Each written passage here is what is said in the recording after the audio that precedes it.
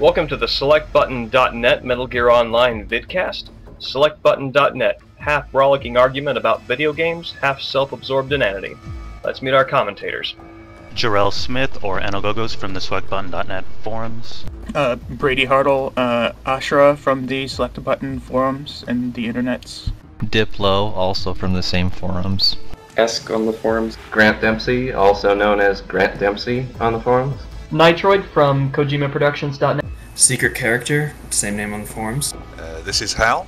I'm SchwereViper on the forums. And I'm your host and this vidcast producer, James Clinton Howell, known as adilegian on the forums.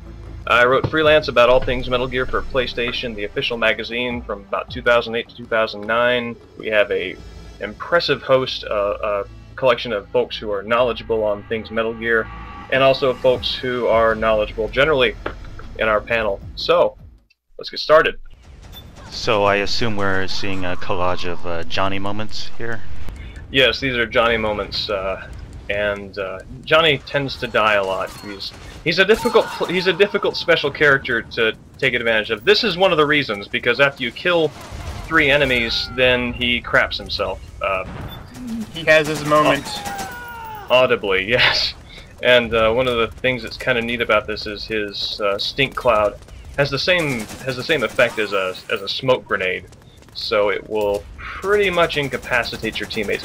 I think it's interesting because, like, Johnny's skills, every special character has a preset of skills loaded similar to the ones that players will select at the beginning. And one of Johnny's special skills is Trickster, and there you go, that's when he fouls up. But yeah, Johnny's special skill is Trickster, and I think they try to emphasize that he is not to be a front lines character, partially because they punish you for killing 3 people, and if you're using traps, then he is safely out of the way of causing a whole lot of damage with his poop stink. His skill is technically called Trap Otaku, correct, if I remember? Yes, sir. Yes, Trap Otaku.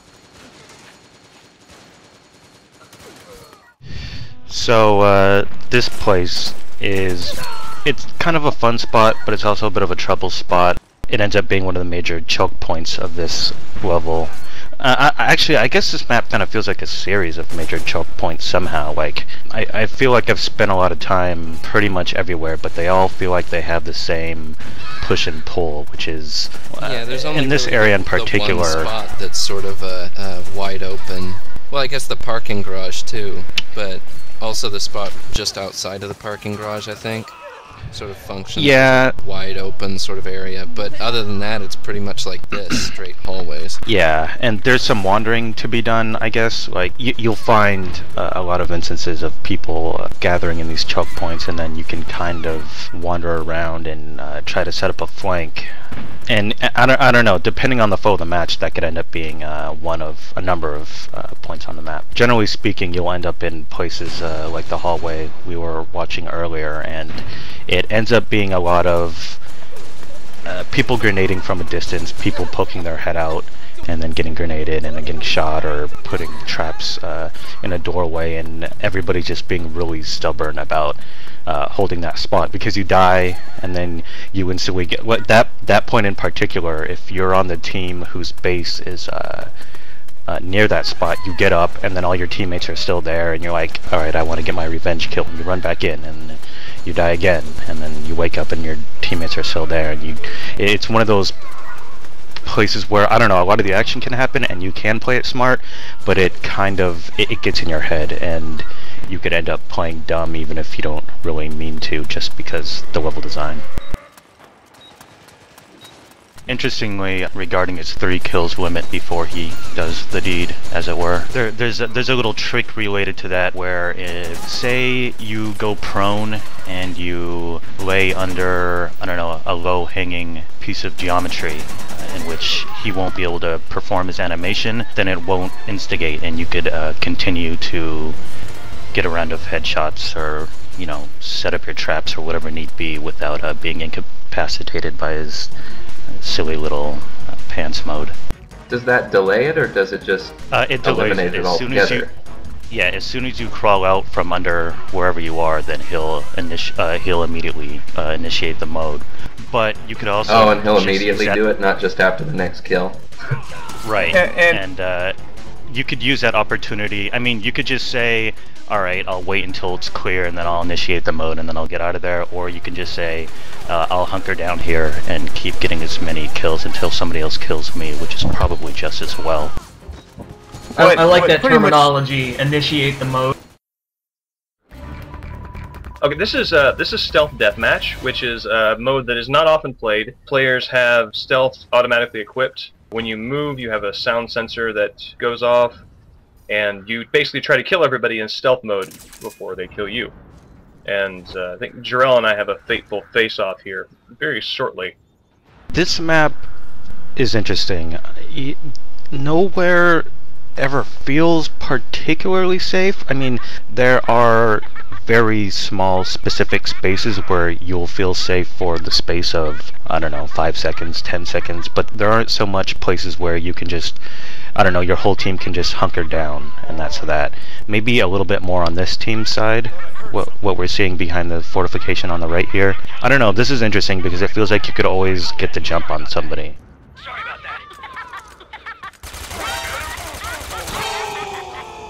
There we go. That's what I love about Metal Gear Online. We are together in death and in war. And the conflict doesn't end even after the grave, apparently. No, Enemy that's right. annihilated indeed. We are no longer men, we are merely nanomachines roaming bodiless through this ethereal plane. And since there are ghosts, you should explain exactly who sees ghosts when, because that's always contentious with Metal Gear Online. I've never really understood it myself, but it's one color is for one team and one color is the other. You see there's two colors of ghosts. I don't think that's quite right, because you've got 2 red team members and they're 2 different colors. I think it might be gender related. I believe the color the ghost is the team that can see it. I always thought that, like, I know in the first Metal Gear Online, you had a ghost form, and if you were killed with a headshot, then you would see a more opaque character model of your ghost in the middle of all that sort of misty stuff. And if you were just killed regularly, like with a trap or with a regular life bar death, then you would just see the ghosty stuff. And I thought the coloring was, I thought that that's what that indicated. So no one really knows. This is exactly why I bring it up, though. It seems to be that all the ghosts can see each other, but the ghosts, like, you can see the ghost of the person you killed. Is that how it works? Well, sometimes you can just see ghosts in general. I mean, I've played games before where I see all of them roaming around the map. So pretty much we agree. We have no idea what ghosts are seen by who, and it does not make any sense. No, I think we have many ideas about what the ghosts mean, actually, and they all disagree. And what happens to all of your default, like, textual responses and stuff? They're all question marks now? Yeah, it makes a randomized, spooky howling noise, and the living characters can actually hear that when they're in the vicinity of the ghost and you make that sound. So you can kind of pester them and lead them around and indicate to them that you're watching what they're doing. Well, also, even just being able to make a noise, if your teammates can hear the noise, then, oh, there must be a guy here around this area. Some of this might be contingent upon whether or not the host has ghost pranks turned on in the settings. With ghost pranks turned off, rather, you pass through cardboard boxes. When you knock on walls, it doesn't make noise. But with ghost pranks turned on, you can interfere with the level to a very limited degree. You can break boxes. You can do a ton of things like that.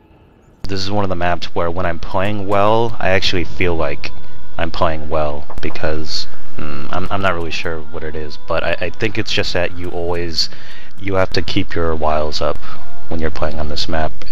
It's not exactly a kill house type level where it's just, rectangles and everybody's going for headshots. It feels like it's just between playing tactical, encouraging the use of things like traps, but also you can't just sit still the whole time and feel perfectly. Yeah, because it has that kill house quality of having to stay on the move, especially if you want to be effective at all, because there are plenty of places in the map where you could theoretically just sort of hunker down, but they're in weird corners where you wouldn't be, scoring any points. You'd just be sort of hunkering down for the sake of hunkering down. I gotta say, I really enjoy playing as Merill. She's I mean, it's weird, because she's maybe, in a sense, the perfect mid-range special character, because she's got just enough, you know, idiosyncratic stuff like her punch-punch-kick combo, the Desert Eagle, and her quick-wake things that make her much more versatile, I think, than most of the other character types. And so yeah, she's really fun to play as. I feel like this is a pretty good map for her too, because a lot of her skills obviously are in the auto-aim department, and this map is good for that because, you know, for one thing, you're never really too far away from anything else, and because it is a kill house style map, there's a lot of, you know, weaving around pillars and corners, and, you know, just taking your pot shots and then being able to jump right back around cover, but you're still moving, so it's not a lot of, hey, I'm way out in the open and I'm gonna get counter headshot once I out myself by firing at the opponent. You can kind of do things like we're seeing here. You get a couple shots and then they'll have a good idea of the fact that you're around. But there's so much action going on because everybody's in such a dense combat climate, or whatever, however you want to put that, that you can get away with it.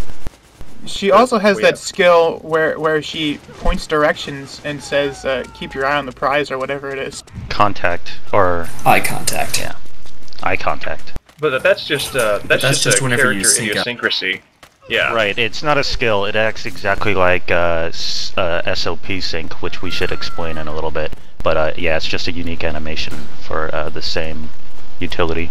See, I always got the idea that they wanted people to use her as the leader character and actually use that as a communication tool and keep people together and stuff like that. Like, that's what I figured they wanted to do with that. Even though nobody, especially anybody outside Japan, would never use it that way, it seems something very Japanesey that they would expect people to use that. The Desert Eagle with auto-aim is really, really powerful. And, you know, the Merill winds up being a pretty versatile character with the Desert Eagle because she has a very strong close quarters range with it with the auto-aim, and it's deadly because it destroys enemies really quickly. And then she's also got the scope, which you can zoom in and out, so she's good for long range. And so I think that she's kind of a generally more versatile front lines character. Like, she was released alongside Johnny with the Gene pack, I think it was, the Gene expansion. And yeah. I think yeah, insofar as like Johnny, first, right? Yeah, and insofar as like Johnny is clearly built with long range in tactics in mind, you know, with the traps and with the one-hit kill sniper rifle that costs about half as much as an RPG. Merill is sort of a mid-range, in soccer terms, she's kind of a midfield/forward character. I think that's kind of what Brady is getting at, and that's one of her advantages. That was my point in saying that, essentially, that it seemed like a very Japanese thing where they put that in there expecting people to use it, but in reality, and especially with players outside of Japan, they probably won't. But it seems like something they thought of, like, oh, they'll really use this because everybody wants to play it, you know, really tactically. And, I mean, you especially see that in any of the promotional material for Metal Gear Online, where they present these matches where people behave in a way that nobody ever behaves in an online shooter game, where they're very methodical, very slow. They're not running around. They're not popping around. They're not popping their guns out and flipping and, you know, all that sort of stuff. I really just think it's a visual flourish because really whatever her hand signals would indicate are pretty redundant with what she speaks aloud that the player could hear or just see the text on the screen as she speaks it. I really don't think it was supposed to provide a tactical utility. I think it was just supposed to be a fun little touch to her character, which reappropriates animations from Act 1 in the game when you see her working together with her squad. I suppose if there's a shaft grenade out and you can't use codecs, that might... Well, I don't think you could even do that, so never mind. I have to say I'm finding it interesting how much you're using auto-aim in this. I never really touched it myself. Auto-aim can be a godsend in some cases, especially if you're dealing with particularly laggy environments where you might have like a second delay between the time your bullets leave and actually hit. And auto-aim, if you're in a position where they're either running towards you or away from you, I find that I have a better chance of hitting them that way. Yeah, I can imagine not being comfortable with auto-aim if you haven't tried it with Surveyor 3. If you've never gotten something like Surveyor 3 and paired that with maybe Monomania, that's a great combo. You take that and you put it on the VZ, was it 83, 93, whatever? Yeah, the VZ83, the Scorpion. Yeah, right.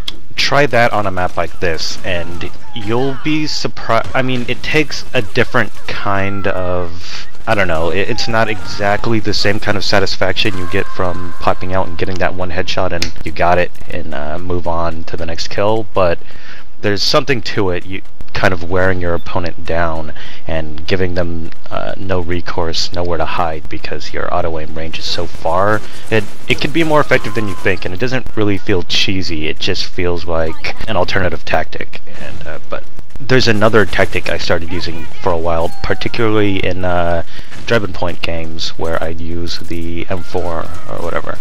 And I found that using the M4 and switching to auto-aim when you got in a close quarters situation was actually a pretty surprisingly powerful alternative to going straight for CQC or jumping in your box or whatever. The range is obviously not far at all, but most opponents do not expect this approach at all, and it grinds the health down. When you add in the added effect that every single bullet gives you just a little bit of stun lock, that makes it even worse. Exactly. This is one thing about Merill I love, is she has a special CQC. She has a high kick that does it knocks people down more so than, you know, regular CQCs, and it does, I think it takes off like half the stamina bar. So again, insofar as like the punch kick combo is ever effective, that's there. And just to follow from that, I think that's supposed to be somewhat of a reference to Metal Gear Solid 1 or 2 punch kick combo, which, you know, references her lineage in the series back to the beginning of the Metal Gear Solid games. The animation has kind of a combination of Raidens and Snakes in MGS2, isn't it? Because she has the actual turnaround with the kick, whereas Snake just... Oh, well, no, I think in MGS2 Snake does the jumping... Never mind. Yeah. No, yeah, that's right. It's a spinning roundhouse, except she's staying on the ground. No, anyway, what I was asking James, though, is that if she could actually use that skill to point out people with SOP and actually illuminate them, it would seemingly be a more useful thing to have included.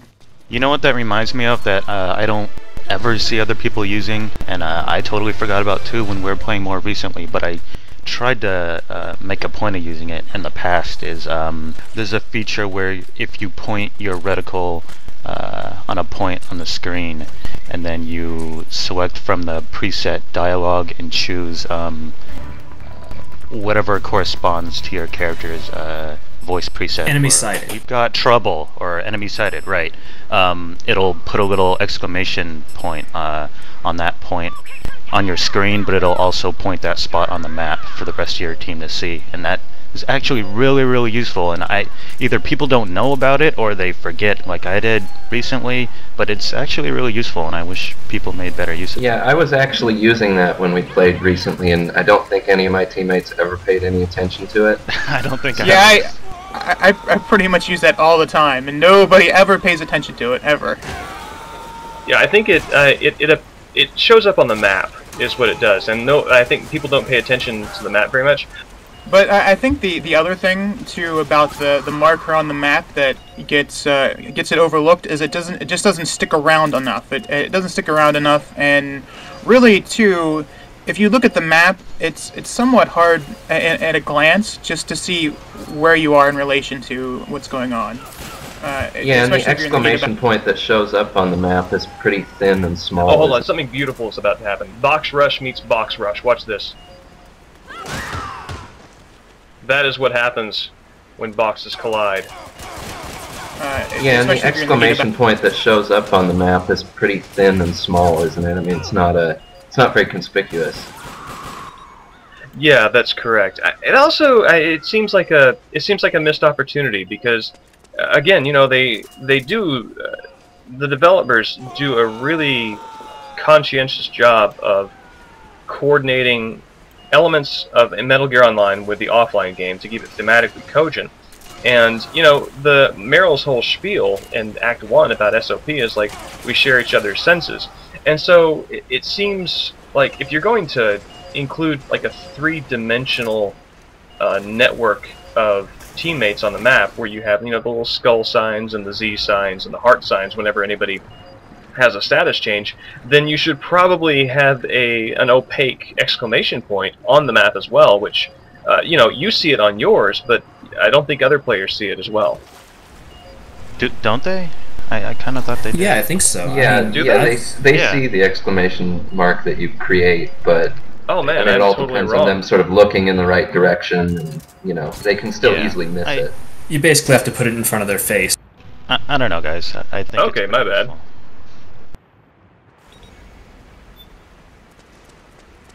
I gotta tell you, one of the things I'm going to miss the most about this game going offline, and I guess I have Peace Walker Box to 3. say me on this.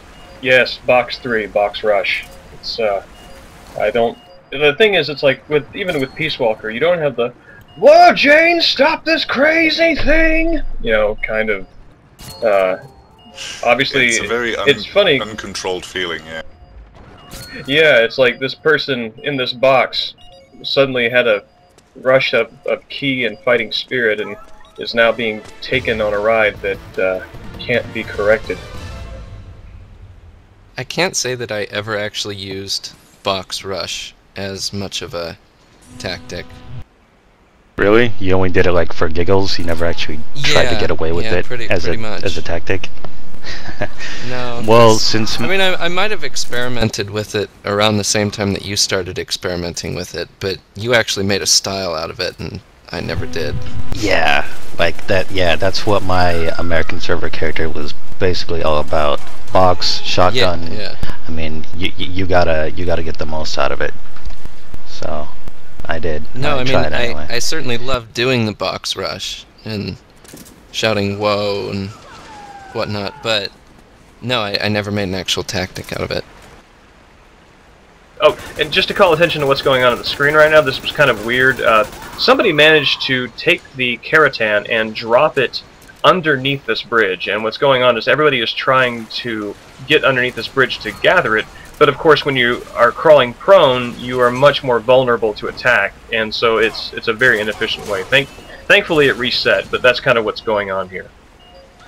I certainly loved doing the Box Rush, but because I didn't have a style for it, so it just seemed like Box Move 3 would be a waste of skill slots.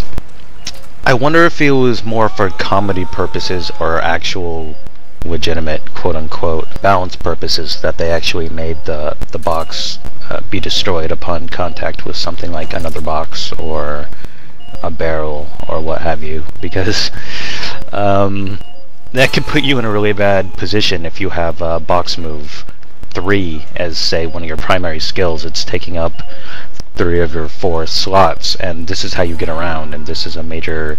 Your approach is hinging pretty significantly on the existence of the box, and it's just gone. Like, none of the other skill sets really suffer from that, except in the case of maybe being disarmed by a CQC and having your weapon taken away. I figure it's gotta be just an unforeseen result of, you know, making the boxes destructible when you roll over them or something. So if you're hiding in a box, you'll be exposed and then lose it. But I guess doesn't so. really count for the box as a combat tool with Box Move. You know, moving in the box like this is really effective because your head's down.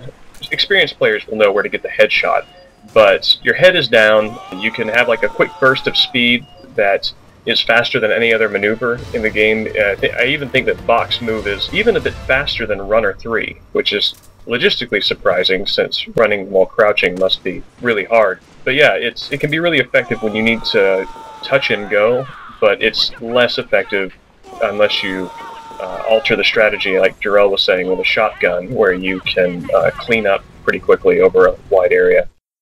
This is the only footage that I've got of Deathmatch, but this is Deathmatch, which is probably the least interesting mode to me. I was gonna say, I've almost definitely spent the least amount of time in this mode, I would say. the leadership skill, which I just showed that I had there with that pose, putting hands on hips and thrusting hips out with authority. I don't know if that ever really took off past its first appearances online. It was kind of a novelty. I think it was considered kind of a joke or a... I mean, besides putting your presence on the map and giving you a special salute, I always thought it was a joke. I can't remember. James... Or something like a self-challenge, like you can put it on if you want people to see you at all times, but... There might be some tactical edge to that. I could see, like, I'm going to be the one to draw all the attention from my team. Everybody will absolutely know where I am, and they'll be, they'll be so excited that they have an edge up that, etc., etc. Oh yeah, doesn't it make it so? Modes like Team Sneak. Does it still put you I think so. I think so, yeah. And doesn't it make it so both teams can hear your voice chat? Also. Yes, that's right. Yeah. I think that's the best part, maybe. Especially since. And you could use that for misdirection too. Yeah, that's true. That's true. I never thought to use it as a decoy strategy, mainly because after I got it, I forgot that I had it.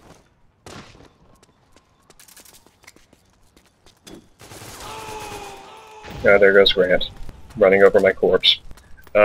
I've killed you several times in the stream so far. Yeah, I know. I don't understand what this is. I thought we were friends. Yeah, I don't know. Well, you shot me. It started when you shot me when I was hiding in a box. So. It must be karma. That's what you get. There we go. Yep. There you go. And there's Parker gunning me. That wasn't very apt, was it? Hoping the bullets would bounce off of your steel chest. Yes, that's right. The aura of my authority will deflect all wounds. Works like the magnetic device for MGS2.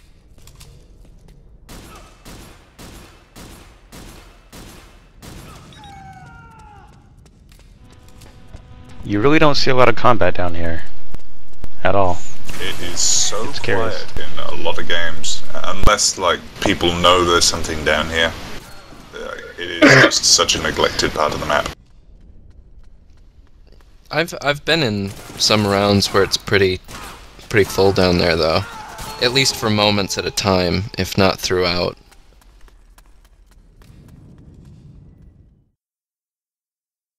I think that this is Mei Ling's idle pose. I think that that's a reference back to the creepy voyeur photography mode from the first VR missions. I think Naomi, where she and Naomi would stand so you could take photographs, and the more percentage of the VR missions you completed, the closer you could get to the model posing.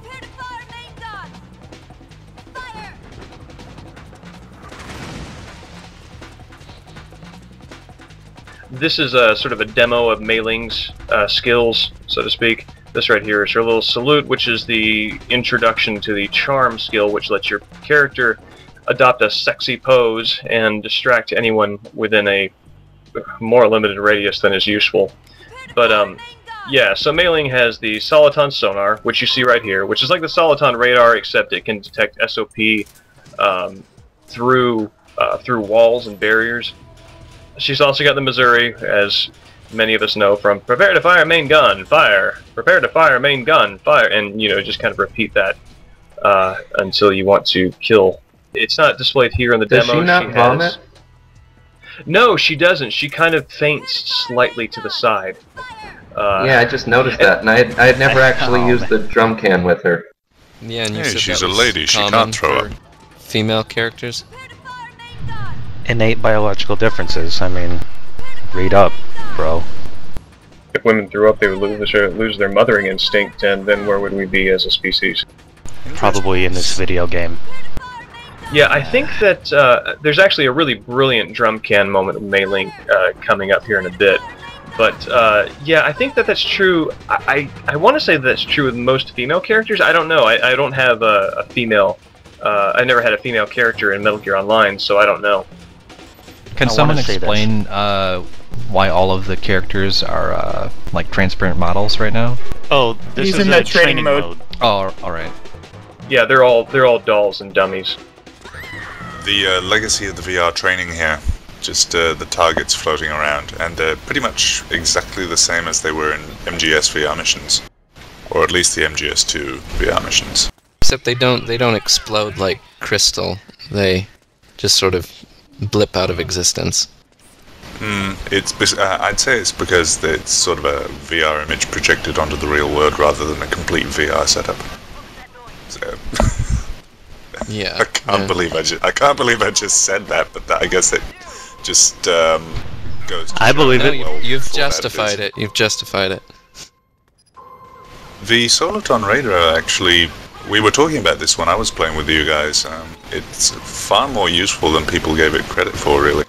Especially given the fact that you get assist points for targeting people who then get shot. I actually forgot about that detail, but yeah, that's very true. And maybe part of it is because the alternative tactic, which would be prepare to fire main gun ad infinitum, isn't quite as effective on this map, so maybe you'd be more inclined to go to it, but yeah, even... This map, however... Even... Indeed. Yeah. This is a pretty brilliant meleeing. I respect this very much, what's happening. I was spectating this person, and I thought, okay, he's meleeing, this person's gonna die. But then they did this, and this is just so brilliant.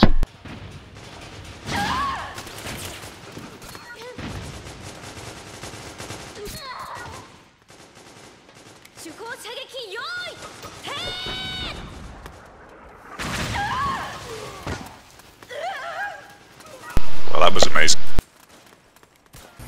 You'd want to get more points by going for the headshot after that, but she's got the... she had the stun pistol, so... Does Meiling have Monomania installed? It kind of seemed like she did, but I was only half paying attention. I think so, yes, because I recall having seen silhouettes of enemies when I hit them with the Missouri, so I think they definitely do, yeah. No, oh, so, did I say Mei Ling? I meant Merill. Sorry, Merill. I would assume so, because, I mean, her... Yeah, it looked like she did. Shtick, yeah, and her big thing was SOP in the story, and they like to make that thematically cogent.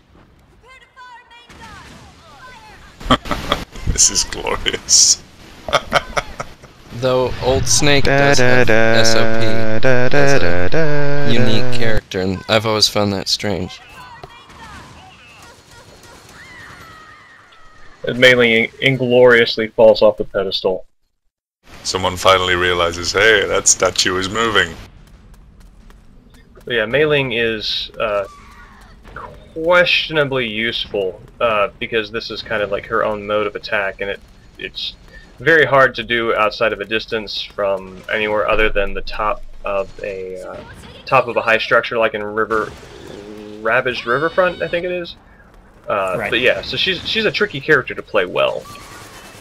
I think kind of the way I think that Meiling, maybe they wanted her to work is she has the Soliton sonar, which you can use to perceive enemies through walls and through barriers, and then you can use the Missouri to hit them from behind that, because it can, in some cases, you know, it's a vertical attack, so you can overcome a lot of horizontal barriers.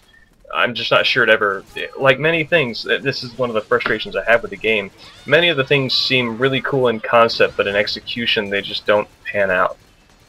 They seem really, actually, focused on, well, this is what the character would do on the game, so let's try to sort of make this work as a gameplay mechanic because it's canon, not because it's fun. Well, there's that, and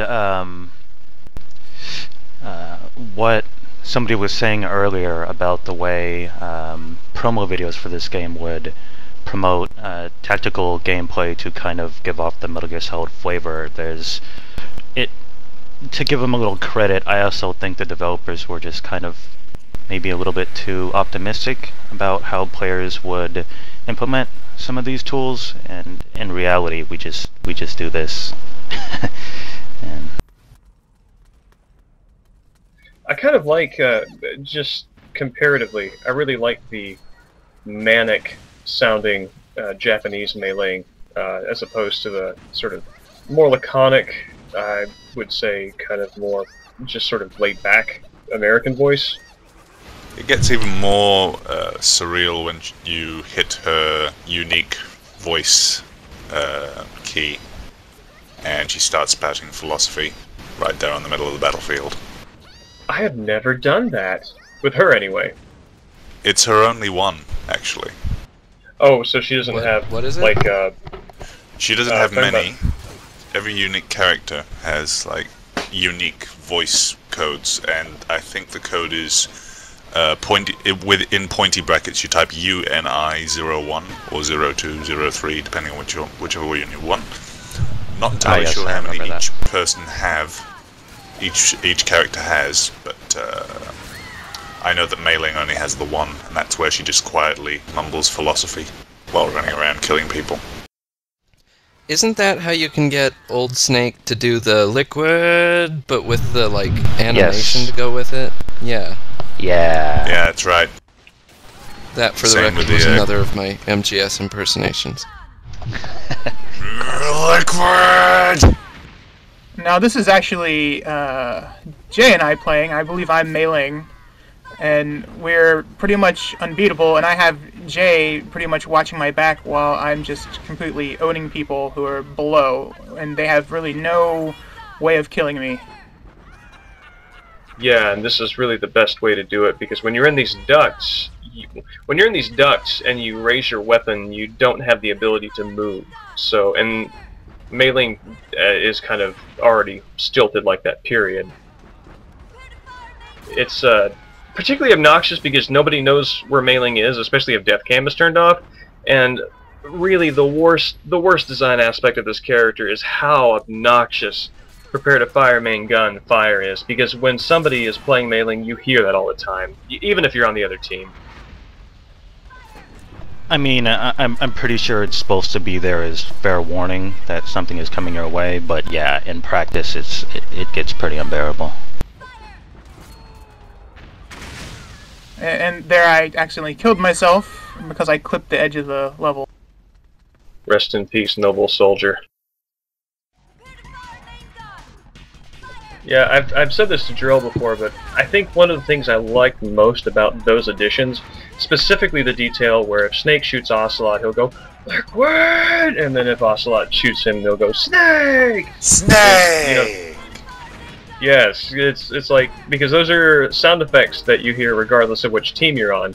And it's like, you'll be playing in a level, like an open level, like, I don't know, Urban Ultimatum, and you'll be in your own context, fighting your own chokeholds and choke points on the maps and everything. And then just in the distance you hear, "Liquid Snake!" And you're aware that there is a deep brotherly battle happening somewhere beyond anyone's ken, and it's just kind of comforting to know that that remains.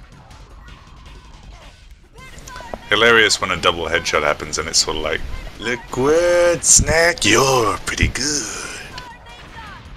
I think Jarrell, what's your phrase for that, Jarrell? Pokemon thing?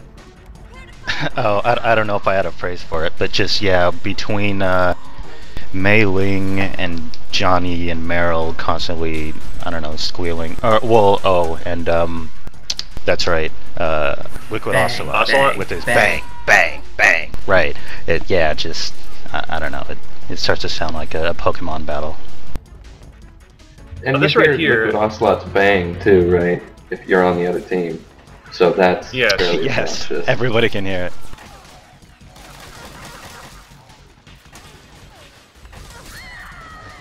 Rest in peace, Meiling. Now this right here is a setup for a strategy that I worked out with Brady, and to some extent with Jarrell. It's, if you have Trickster 3 skill equipped and CQC 1, you can grab somebody with CQC and then plant a plantable trap on their back. And then you can run away and you can detonate it, which is kind of a nod to popular Metal Gear Solid Easter egg, where you plant a charge on an enemy's back.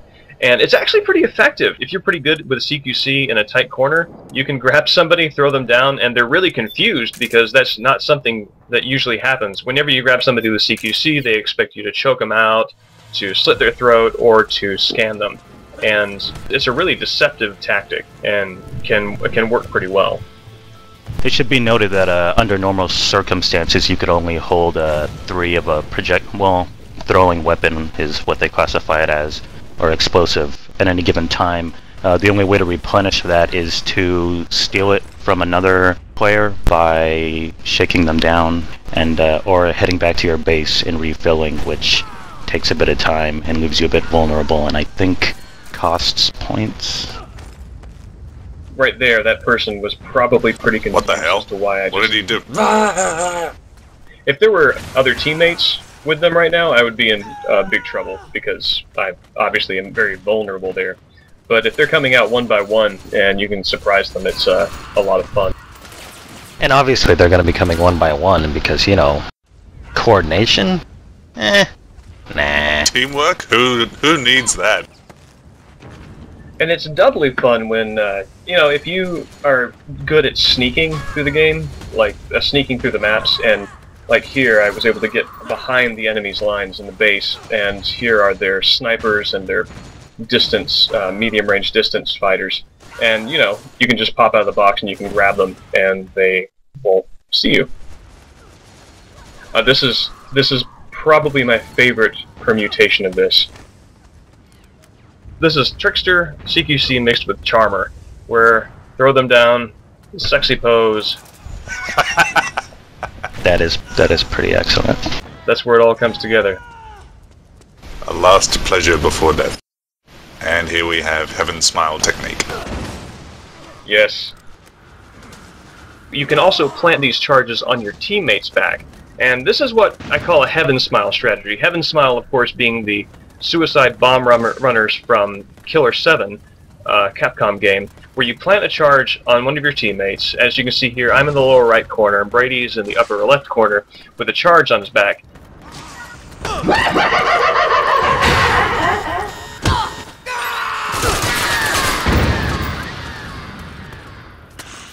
So good. Now, one of the big things we found with this as well is that it confused people because they did not expect me to blow up, and then I was able to get like 2 or 3 extra kills afterwards because people were just so confused by it. Yes, it can be very disorienting, particularly since, I mean, you know, it's a C4 charge, so with Brady running directly into their base and them getting hit with a C4 charge, you know, that's usually something they expect to come from a premeditated plant on a specific location. Did you find it was very point effective? For me, yes. They would be so disoriented they would figure out to either be dead or like here. I would blow up, I would lose half of my life, but I'm sure after that I killed about 2 or 3 extra guys before they managed to kill me because they just did not expect me to live after that.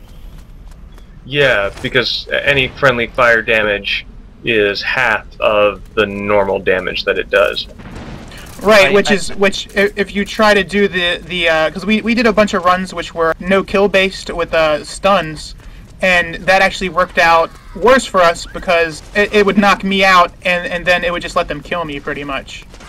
Yeah, I think the only way that one of those can work out is like if you have the satchel, the sleep gas satchel, plant it on the back, and if you catch like a group of them by surprise and stand in the middle of them, and then you can trigger the trap and knock a bunch of them out, and the cloud that hangs there always, even if you're familiar with the duration, always seems to hang there for just about a second longer than you expect.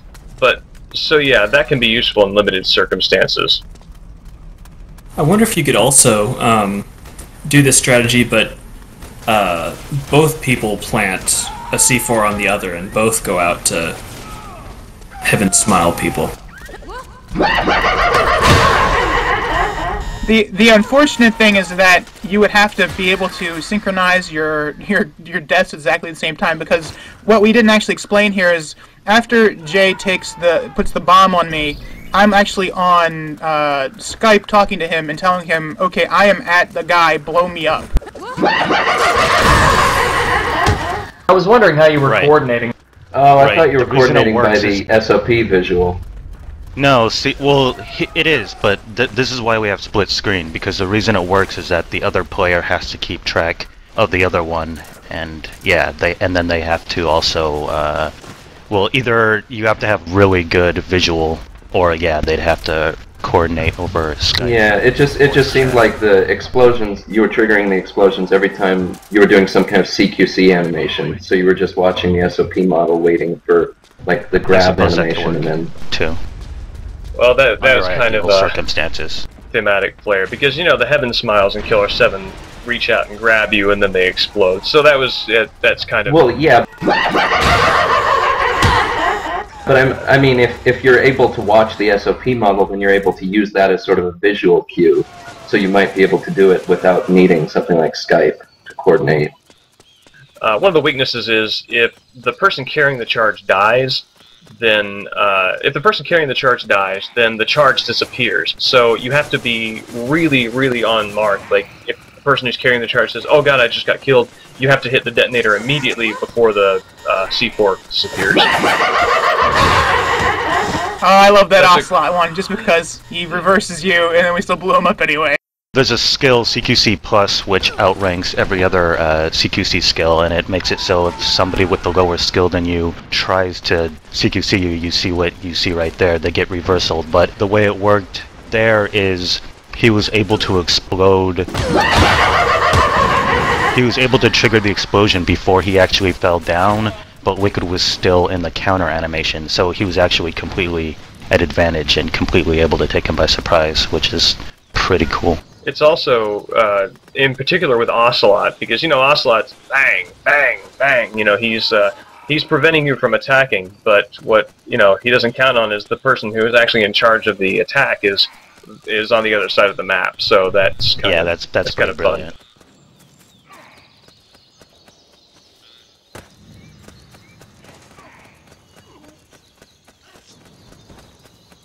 Fun. I was pretty surprised at how synced up the actions on our screens were.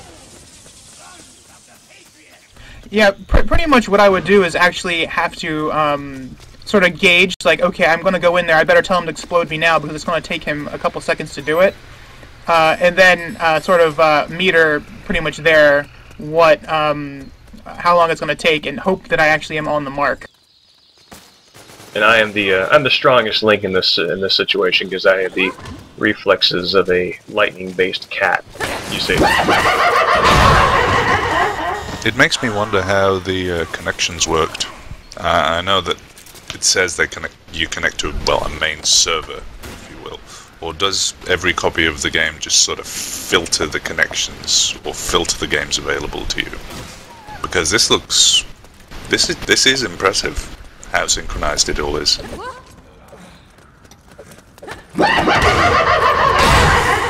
I think the original MGO had host-based servers, and this one has a main home Konami server, which might contribute to a lot of the game's problems, but yeah, in this case it's looking pretty good. You've got to be careful about doing that in mixed company, because, you know, you're going to have to grab your cohort right out of the gate, and if the other team is around and they're not the type to fancy team killers, then they'll think that you're just being deliberately antagonistic toward your own, and they'll headshot you or CQC you, and, you know, in most cases justly warranted, but, you know, this is consensual. A technique best performed with a friend. Now I'm just imagining if you tried to pull it off with somebody who wasn't in on it. So you just grab one of your teammates while the two of you are alone and stick a C4 on his back and then let him go running off again. See what happens. Poor guy. That's what they call tough love. Honestly, that's how my dad taught me to drive, IRL. Yeah, this reminds me of my days at summer camp, walking around after archery practice with a C4 on my back. Peers going bang bang and countering all of my physical attacks. And then they got the C4 and it was all justified. You had good friends. It makes you strong. Builds character. That's what they say. It'll teach you to use CQC3. Or is that... No, that's EX. 3 and EX. And they need to be used together. Is that counter the only thing that CQC-EX does? Or is there another benefit of some sort? That's about it, I think. Really? Is it not still slightly stronger and faster at chokeouts than right? 3? Yeah, It's I think slightly so. faster in chokeouts, and it also does more. It puts them basically one sliver away from passing out if they start out with stamina, which is kind of weird. I mean, with Liquid and Ocelot both have Liquid and Snake both have strong CQC-EX type skills, but their CQCs are one-hit knockouts, and it always struck me as strange that they would take the CQC-EX skill that you could put on your regular player and just sort of limit it just shy of that. You may be pretty good, but you'll never be as pretty good as the main characters. There can only be one Snake and one boss. That's what every JRPG taught me anyway.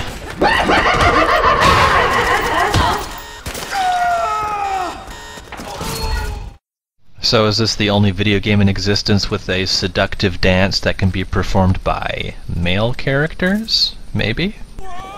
It might be. I'm actually pretty impressed with how sort of like gender even that skill is. Charm is one of my favorite skills because it testifies to the heart of the game, where it's like, here's a skill that is not going to be very useful, but you can do some really amazing things with it that you couldn't do in any other game.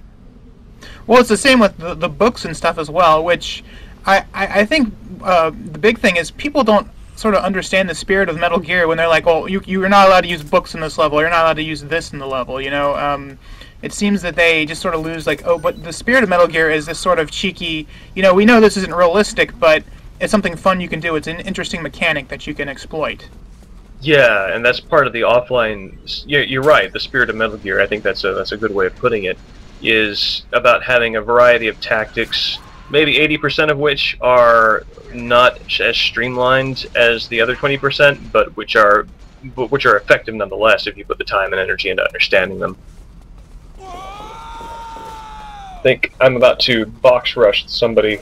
Hold on, I want to make sure that this happens as it should. I think this is Grant, actually. According to God's plan.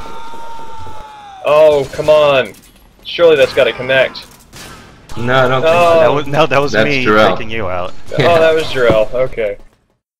I've always kind of wondered, is it a valid complaint to criticize campers in Metal Gear Online, since we are talking about what should be considered a stealth game? I guess it depends on what you want to get out of it. I mean, I can't really begrudge people who enjoy taking the shooting mechanics, you know, as far as they can, and who enjoy the, you know, the twitchiness and getting especially good at headshots or whatever. But I wish it wasn't so actively discouraged in a lot of circles the majority of the time. But yes, I agree that for the most part, I mean, yeah, it is a stealth game, and I don't know, I think the attitudes that discourage camping are usually coming from the wrong place, but even though I understand those people want to have their fun too, I just wish it was a little easier for those two mindsets to cooperate. Well, the mindset is normally, stop camping, you should be running around crazily and getting killed a lot. Why are you doing this? I guess at what point is it fair to say someone is playing the game wrong? Right, and I guess the idea should be never, at no point, but I don't know.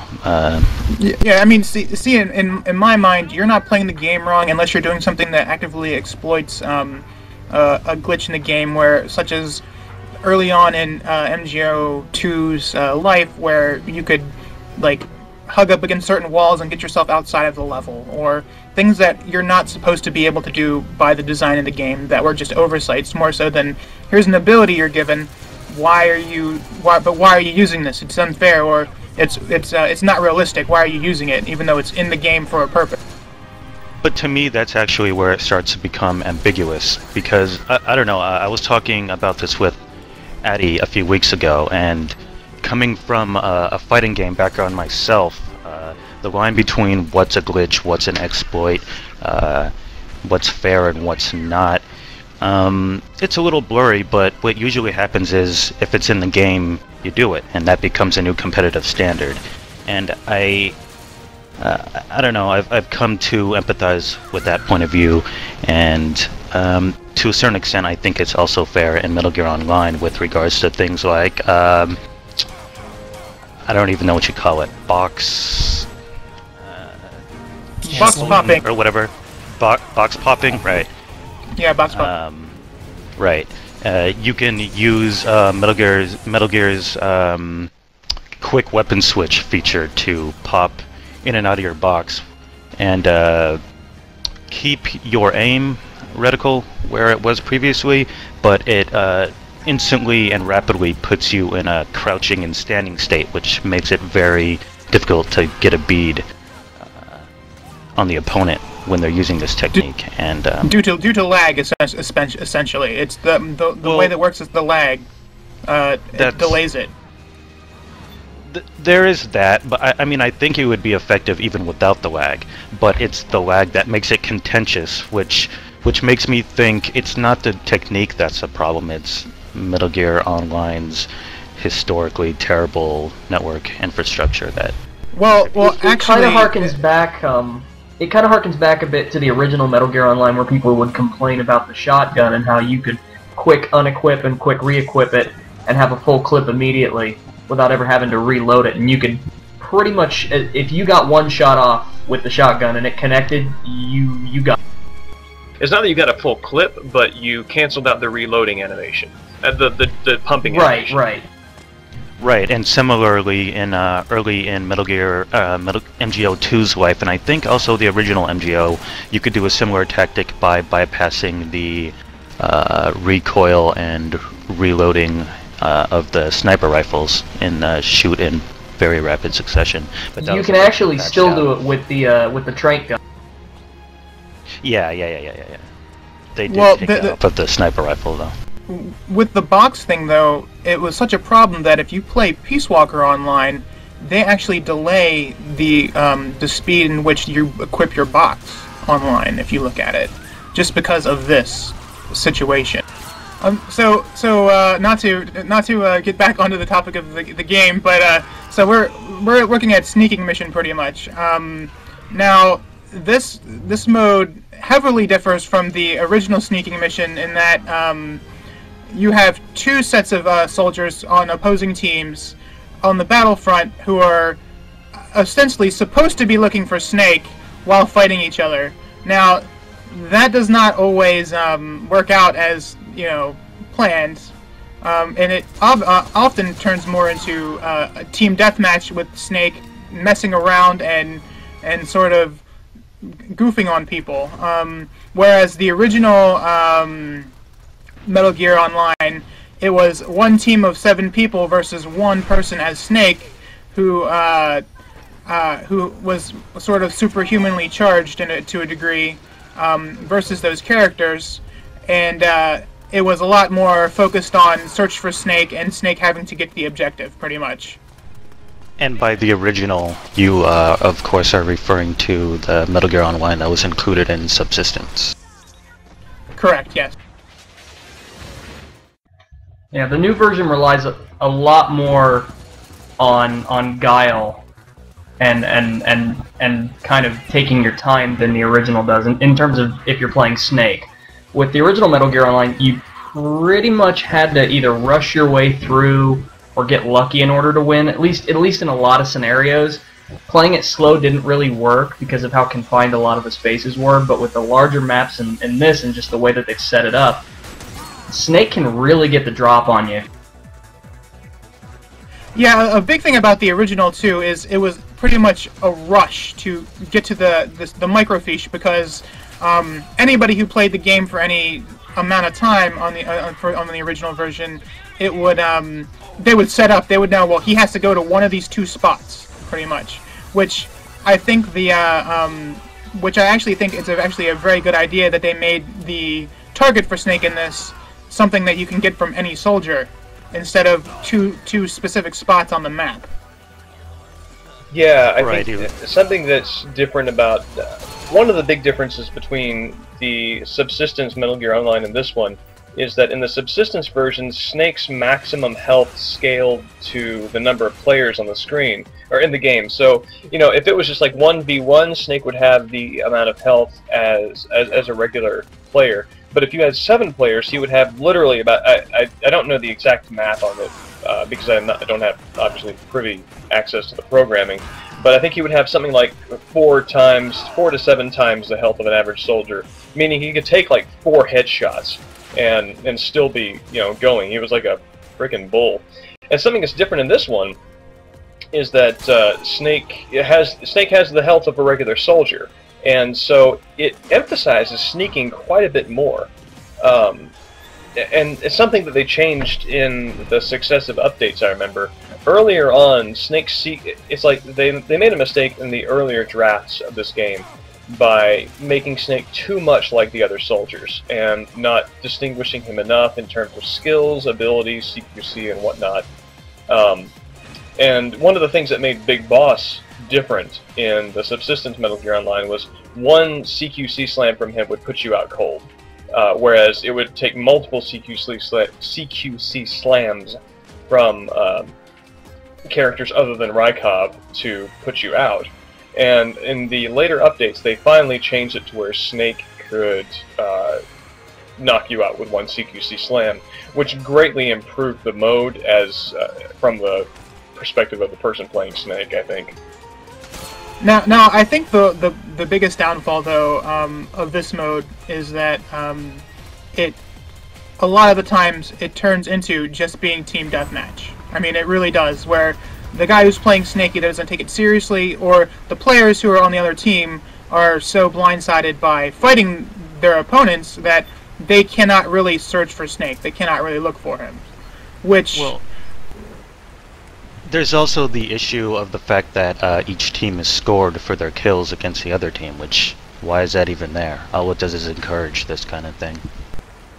Yeah, one of the things that's interesting is, like, you're right, Brady, it does turn into team deathmatch after a certain point, but also, you know, when Snake reveals himself, it's like, if you were playing Snake, then holy crap, you better watch out, because as soon as anybody finds out where you are, everybody turns on you immediately, in my experience. So it really amplifies the risk of revealing yourself, almost more so than in the offline game. And the problem is you kind of need it to have that team deathmatch element. Otherwise, there's no incentive for the two teams to not just go hunting around for Snake and cooperating with each other. I mean, that's a I good really point, I really get the impression they were trying to copy the single-player game to an extent too, because, you know, the early missions in the Middle East where you've got the PMCs fighting the militia and Snake in the middle, where they're not really looking for him. He's just kind of in the thick of it. I guess that's what they were kind of trying to go for here. I mean, even to the point where if the battle is getting too heated in multiplayer, if both sides are kind of going at it really, really hard, your camo rating will go blue, and you are completely invisible to both teams. I think that a lot of the issues in this arise from the fact that they want it to be to the canon of the game, such as the characters have to operate like they did in the game for it to seem to make sense to them. And as such, I think that Sneaking Mission as well was designed like, well, this is how it happens in the game canonically, so we should design this mode around this idea that Snake is sort of a ghost amongst two warring factions. Right. So if both factions, say, were to put on a truce and actively pursue you, that would be extremely... Well, see, it's kind of double-edged either way. So if they're all trying to actively pursue you, that could be a very sticky situation. On the other hand, they'd be sweeping the entire map and they'd be isolated from each other, giving you a better opportunity to pick off one or two at a time while the rest of the players are on the rest of the map searching for you there. Unless they just didn't do that, in which case that would be, you know, better strategic play, better strategic anti-Snake play. Didn't isolate themselves and just kind of scatter. Well, across I mean, the map, they could go in pairs, but even in that situation, you still have you're better off. Well, than the but situation what would be the I was incentive to go in pairs as opposed to stay in a large group, sort of sweeping the map? I mean, if time runs out, they win. Well, Snake because if loses. they're in a large enough group, then they could put themselves in a possibly even more dangerous position of Snake, well, setting up traps, stun grenading them all at the same time, killing them, several amounts of them at the same time, and, I don't know, setting up somewhere else. Yeah, and I think the this... the other thing I was going to say is that, but when they are going full-on team deathmatch, the thing is that, right, they're not looking for you, so to some degree you could get the heads up on them, but at the same time, because they're all battling at the same time, they tend to converge on the same choke points, and you get the same issue as if what Grant was describing, which is they're all actively searching for you at the same time, because once you kill one person, like 5 other people are going to be in the exact same area at the same time, and it makes it difficult for you to deal with the situation. So actually, either way you look at it, I think it's pretty hard for Snake, but actually yeah, and I mean it's especially hard for Snake because he actually needs to do something with the bodies that he stuns. I mean, he can't just stun and then run away. Mission accomplished. He's got to go in there and actually at least activate the dog tag, if not pick it up. Well, that's part of. It depends. It kind of depends upon how you want to play Snake. I always kind of feel like it's a little wrong to kill players after you knock them out. Just for the sake of role-playing the character. But like, I was playing Snake at this point. I knocked out one character, and if you can survive random shootings, pray and spray kind of gunfire and grenadings, if you can run a medium distance and then hide and completely cloak yourself with CQC and then be inactive for a while so that you maintain a low profile. With Octo Camo. With Octo Camo, yes. And the solid eye is really, really, really useful. Every time I fail a Snake, I realize that I didn't use it. But as long as then you kind of like take advantage of a bottleneck, you can sort of, the area that you're sort of staking out to hunt, but they don't. What you've done here though is you stunned a guy and you set up a honey trap for his friends are going to come help him. Well, that means you're going to have foot traffic. That means you're going to have more targets if you play it right. The complication of all the factors, that I mentioned, and we're all mentioning here, is that Metal Gear Mark II is very important, and we should probably explain that because we didn't until now. Yeah, there's going to be a longer Mark II video later. Oh, okay. It probably should have been with the sneaking video, but no, yeah, Mark II can be a really valuable asset for Snake, and can mean it's a very different strategy that you employ when you are Mark II, obviously, and when you have Mark II on your side. Wow, that was a really awesome Did that guy just go flying into the sky? Yeah, I love Was that his body there on the other side of the room at the end? But yes, that was. Unfortunately, most Mark II players are kind of like, hey, I'm a robot, I'm gonna do my thing. And don't really think about what the goal of the strategy is. Which is really working with Snake and trying to get him dog tags, but also conversing with him and figuring out, well, how can we exploit the player mindsets? Like you have to look at how people are playing and then exploit that. I would be interested to see a classic sneak mode in addition. I don't know. After more exposure to the current, well, soon to be not current Metal Gear Online sneak mode, I kind of prefer this one to the classic one. But I really think that would be a good change of pace in terms of, they have a lot of sort of like specific rules for the sneak mode that I think could be implemented in another mode, which the sort of like classic sneak would be a great opportunity for. I don't know if James mentioned it or not, but the MGOIs team, which is basically Kojima Productions' own little team of pros that they send out and do reports, and they have their own little vidcast that they do occasionally. as part of the farewell MGO event that's going on in Japan, they turned on the original MGO servers again for a little bit, and only they could play, but they were showing it off. Yeah, James showed me that. That felt like flagrantly taunting the rest of us. It was jerks. And they're not going to be doing anything like that for the American. If you go to the Japanese Metal Gear Online website, you see a lot of imagery dedicated to farewell MGO and here's all the events going on and yada yada yada. If you go to the American site, instead you just get a big picture that says termination of service notice. Yeah, this is and there's no way to like tap into the Japanese server through the, because weren't people doing that with subsistence? No. Well, sorry, I'm stuttering. They didn't actually turn the servers on for public use in Japan. They were just doing a demonstration I misspoke. within the Kojima Productions building. Okay. But it seemed very spur of the moment, which leads me to believe that it wasn't very difficult for them to have done. So... Right, yeah, they just flipped the switch. I would expect that they probably used it, like, instead of using a router, they probably got the network running with a switch. And, it's kind of like an intranet thing rather than an internet thing, which is, a lot easier to coordinate and set up. And also probably uses less of Konami's resources. But I'm trying to be cynical. Still, to continue being cynical on that point, it leads me to believe that the process of setting that up must not be that comprehensive, or they wouldn't have done it for such a small event. So... No, I think that's probably right. What is the reason for not just releasing some public software for people to host their own?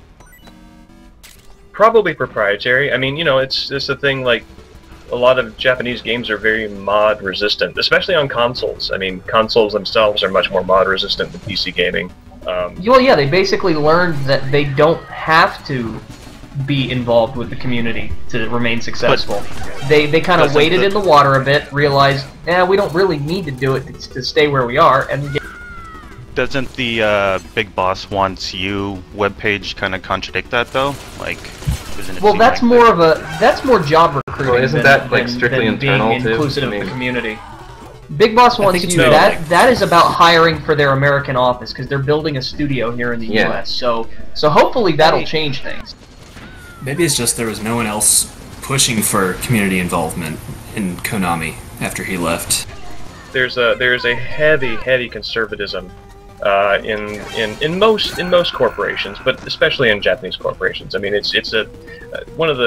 was a corporate philosophy called Kaizen that was exported from Japanese corporations to U.S. corporations. That was kind of a big fad back in the early '90s, and that was one of the defining features. That it was sort of like self-described that change is slow and turtly, and that can be a strength in many contexts with a Kaizen or Japanese philosophy-run corporation. But it's not. But it is resistant to quick change, at the risk of making gross generalizations, which of course all of that is involved in. That's a lot of what's going into it.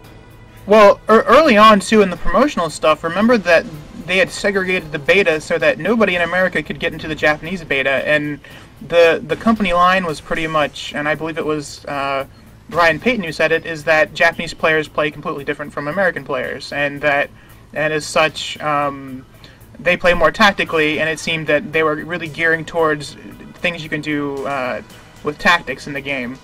Where personally, I would say that Japanese players are smarter, but I have seen Japanese players just jump into battle as much as American players as well. You don't really see an emphasis on team play in the American servers as much as you do on the Japanese servers either. So, yeah, it is very much more tactical on that end than over here, where in American servers people just kind of tend to run off and do their own thing and hope for the best.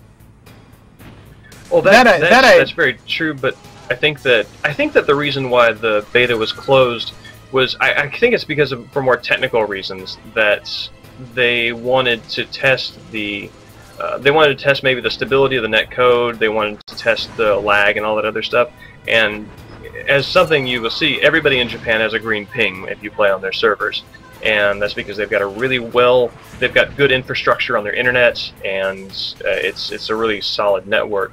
So I think that if you have U.S. players over there, as I have experienced, you have like either a red ping or a 1 green ping, and that makes it really hard to have a what do you call it? Not sample, science. International gameplay. Well. No, obviously that pretty much was the reason why they segregated it. But the company line though was that whole thing about they're more tactical players and what have you. Okay, I wasn't aware of that.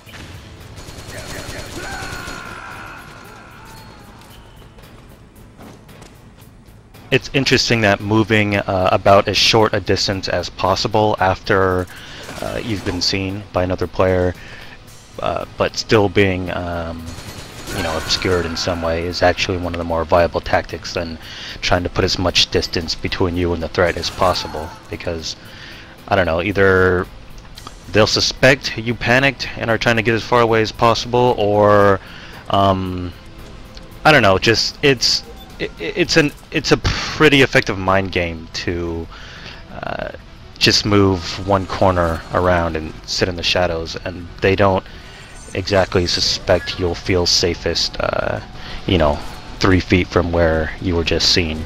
It's an interesting tactic, but it's a pretty reliable one too. In many ways, it's the most viable. I think you noted on this that if you're trying to run and put as much distance between yourself and the other person as possible, that means that your camo index is going to be lower for a greater period of time, and you run the risk of other people who are not involved in that discovery encounter actually seeing you and taking advantage of your flight. Though sometimes you get those groups of people who, after Snake spotted, they're just going to stand around in the same spot shooting at every surface they can turn their camera towards, so that strategy sometimes wouldn't work out either. Yeah, it has all the dignity and reflection of seeing a cockroach on the kitchen floor and then just screaming and stamping around. Sometimes even in that situation though, it could actually, it feels really scary, but if you have an instance like that where everybody just sits around and shoots in every direction, and by whatever chance, and I'd say in my experience it's a pretty decent chance that you don't get shot, then you've boosted confidence in your hiding spot that much more, because they're going to be that much more convinced that you're definitely gone and their defenses are going to be down. That's a good and point. Once they do give up, you're kind of in there. As Snake, and generally, I find myself actually sneaking during this game, during, most modes, but especially during sneaking the Snake. Like, there's that spawn point over there, which was really near the enemies, really near one of the team's bases, and that's a really, really awkward position to start out in. And it's really gratifying, more so than in the offline game, to actually sneak in this game, because it can be so grueling sometimes, and it's one of the victories that you can achieve in this game that really feels earned to me. In part because it actually does require like I think I showed in the Tomb of Tubes Snake video, where there's this point where you have to just sort of watch other people go by you and make judgments as to when the best time to jump out is. And here, this is a different kind of strategy where it's a much, at least in this game, this is not a well-frequented area, so I can sort of set up camp here and take care of business that way. But, it's to know which are the best opportunities to take and which ones should be forsaken is really such a huge part of succeeding as Snake. It is kind of ironic, and I don't want to go so far as to say sad, but the fact that MGO is going offline and for all intents and purposes, like, this is technically, this is as legitimate and difficult and stealth can be earned in any of the Metal Gear games. Basically, is right here in the multiplayer function that is mostly considered to be a combat, experience. Mostly about running around and getting headshots and throwing grenades, but really getting away with a snake wind against smart players, that is probably the apex of what can be achieved with stealth using the Metal Gear Solid mechanics, and that the servers are going to be shut down, and then all we have left is just a box, and whose footprints are these, until the end of time is kind of funny and a shame. Yeah, I agree with that assessment completely, and it's one of the things that makes sneaking one of my favorite modes. While I can respect different preferences, I just don't think that the original Metal Gear Online sneaking mode was very fun, because it was just, it wasn't really much about sneaking. It was choosing a camo that would give you just enough transparency to be obnoxious as you went for the microfiche. And yeah, this is basically that kind of sneaking mode would not be conducive to a 10-minute match. And this, like right here, we're going on 12 minutes, and that's a really gratifying kind of slow burn experience that I really value in the online game.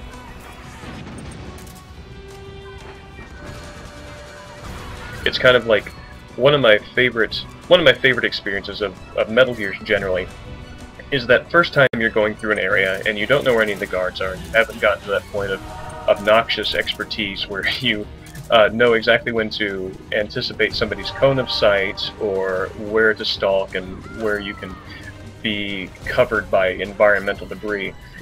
So you're going into it totally fresh, and you have to take your time, and you wait and watch and see and make focused decisions.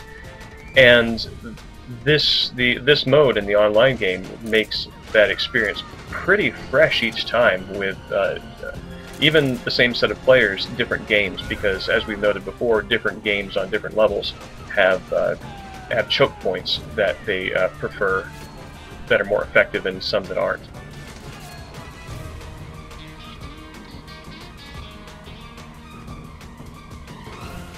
And that's kind of a way to be obnoxious as Snake, and a fun way is to put somebody asleep and then not do anything, because that can disorient them as to where your actual location is.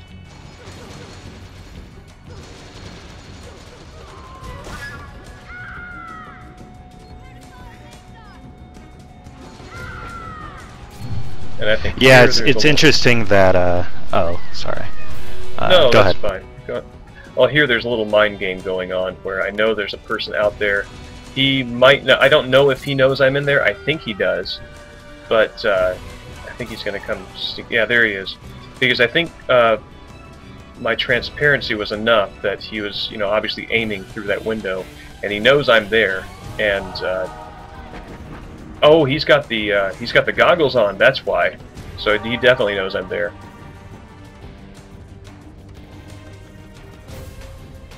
Doesn't matter now. If I had noticed he had the goggles on when I was playing before, I probably would have shaken him down for it, because those are trouble for Snake. Early on, what people would do to get around the dog tags versus Snake being killed is that dog tags would stick around on the screen forever, at least in the original version of this. As such, what you could do is you could angle Snake in such a way that when you patted, you're getting your pat on, he did not pick up the dog tag. So you could not pick up the dog tag and it would be stuck on the screen forever, and run around and set up, on two or three successive lives. You could run around and get the dog tags on screen, and then on your final life you could run around and just collect all 3 dog tags. The best way to do it is like the shakedown thing. You stand up and pick them up and drop them. The dog tag will come out like that. Yeah, I remember people figuring that out. And one way they built on that strategy is, I'm pretty sure this was not originally the case, but later on in the game's life they made it so Metal Gear Mark II could pick up these left dog tags and move them and reorganize them on the map as he saw fit. He could make a stockpile on one corner of the map, and Snake could just wait for the opening, slam through it, and instantly win, get all 3 dog tags at once, though your opponents are going to kind of be onto that. Yeah, I've seen piles of like 10, 15 dog tags in one spot, specifically because a Mark II was just collecting them and putting them in the same spot. I've done that. It kind of winds up creating a different dynamic, which the update should do one of 2 things. One is sort of improve upon the dynamics of the gameplay of a specific mode, or fix existing problems. And this is actually an instance where it changed the dynamics of it, because when you have the Mark II creating a stockpile, the other team knows that that is a potential place, well, the other team, by which I mean everybody else in the game, knows that that's a potential place where Snake could be heading. Let me mention a quick thing. You can see Snake's breath there, and that's not just an effect. It only appears on cold stages like this one, and even in 100% camo, I'm pretty sure you could still see his breath there if you're attentive, and that could work. Yeah, you can. Yeah, and I've lost sneaking mission that way too. Right, when you shuffle around in areas with dirt, snow, that also kicks up underneath his feet and reveals his position, so you have to be really careful how you move. And when you're not pressed up against the wall like that, the weapons in his hand will be visible, and even say if you have a stealth cloak, the other like stealth deathmatch or whatever, you'll see a floating handgun just hopping around the map, so you have to be in a prone or a wall locked position to actually disguise that, as you'll see here. This is Groznygrad, right? But I don't remember that part of Groznygrad, or maybe I haven't played 3 that long. It's an expanded and modified version of the Groznygrad map that was actually in the Subsistence MGO. Yeah, this right here is an example of the kind of flight that I'm talking about. Whoever's playing Snake right now is highly visible, and you know, that's what did him in. And here I can't get enough of friendly firing Grant. Yeah, sorry about that. I don't think I realized you were behind me. And the giant afro makes it pretty difficult to see around, too. Oh, this was so aggravating. This is the least dignified way of having a kill cam ever, but that was Jarrell as Johnny. And it was so aggravating because he was attacking through there, and I don't really expect somebody to flank like that. And that was really well played, because I was looking for somebody either on the same platform or below who was chucking grenades, so that was pretty good. Wink. And this is what Snake looks like from a sneaking perspective. Like, you wouldn't see this as much on the US servers, in part because you can't spectate anybody except the current leader, and if that's not Snake, then you're kind of out of luck for that. But yeah, they have it's not like transparency necessarily, as it is they sort of just fade the whole character model out. Something I always found interesting about the sneaking mode in MGO2 was that during sneaking, Snake can pick the music for every single play. I really like that. I made a point of picking the same song every time to set the mood. It was like my signature or whatever when playing Snake. And this is kind of brilliant. That clearly is an online moment of, huh, just a box. I generally opt to pick the loudest song I can. Of course. That works too. Yes, there's actually an element of strategy there where it's like you can kind of, I mean, if you make a choice to have no music, then you can hear things better, but you also sort of like take away that tool, that ability to hear you, or to hear your sound effects when you get shot. And there's the Snake shadow. I didn't know that Octo Camo just sort of malfunctioned a little bit every time you fired a gun. Well, yeah, I mean, I don't know about malfunction so much as there's, I guess, presumably muzzle flare or whatever. maybe. Well, because technically when you fire your gun, it takes your camo index down by 5%, right? At least 5%. So I think it's just the character model showing up again for that 5% decrease. Yeah, it's the sound and maybe the flash and maybe your arms jerking from the recoil or whatever. Just whatever small combination of factors go into firing a gun just undermine your camo just that much every time. And I think it's been the case since 3. I'm pretty sure. Yeah, I think so.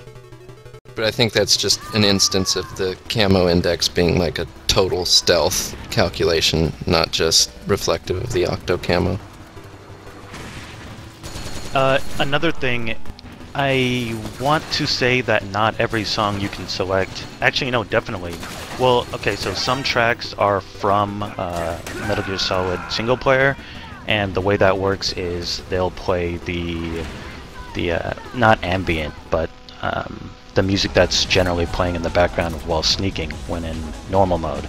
And in single player, when you go into alert or caution, as you'd know from, every Metal Gear game, the music changes. And that's true here in Metal Gear Online when you pick those tracks. But there are other tracks, just theme songs from unrelated games or whatever. They don't have those shifting those dynamic audio modes. And so in a way, like, you can get caught, but you won't necessarily as quickly and readily and dramatically set off to everybody else on the map that you've been spotted the way that would be the case if you were using a single-player track. Yeah, that's also the case whenever you pick up your first dog tag, it goes into alert mode. So it's kind of funny because it's like... it goes in a... Oh, that's right, yeah. No. Because it's kind of like, even though you're picking the music kind of for Snake, you are also kind of like, it goes into alert mode for everybody else that, hey, Snake is on the move and he's doing stuff.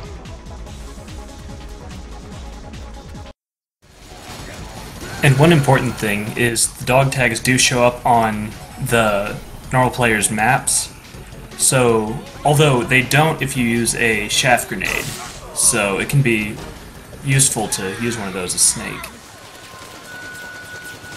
Yeah, that's one of the benefits of having having 2 different stashes. You have two different stashes. You throw a chaff grenade, and they don't know which one you're going after, and that can be beneficial. This right here, this is. Sorry, go on. Isn't Snake the only? Isn't Snake the only character who has access to like multiple midweight weapons and multiple throwing weapens, explosives at the same time, and traps? Pretty sure, yeah. Yeah, in sneaking mode, all the variety of weapons available when you have Drebin points turned off, that's what people have. And Snake is the only one with chaff, I think, or is he? I don't remember. I think so. I think other players can get chaff, but it's not really that useful for them in this mode. Right, he's the only one who has it preset, and yeah, it's actually actively working against them. Now, what would you guys say that is Snake's most underused skill?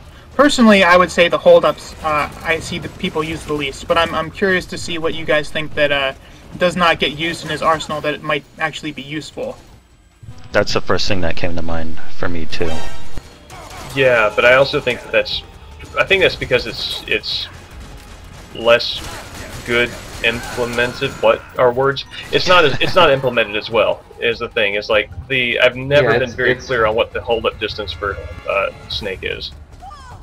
Yeah, and it's hard for me to imagine a situation where it would actually be, I don't know, beneficial for Snake to hold somebody up as opposed to just go ahead and knock them out and be able to quickly take care of your business and leave. Especially because like the hold up animation is, I don't know, the hold up animation at max is about as long as the shortest stun animation. I could have sworn I remembered hold ups being a preferred technique for a while, and I can't really remember why, because I can't exactly dispute what you guys are saying right now. I think the reason that it was a preferred technique, though, is because you could hold up multiple people. So you held somebody up, and then somebody else came up behind him. Well, you could hold him up really quickly as well. Whereas when you did CQC, you were vulnerable to the other person killing you more so. Right, when things go wrong, you can kind of split in a moment's notice, which is not really the case when you're crouching and choking somebody out. So there's that.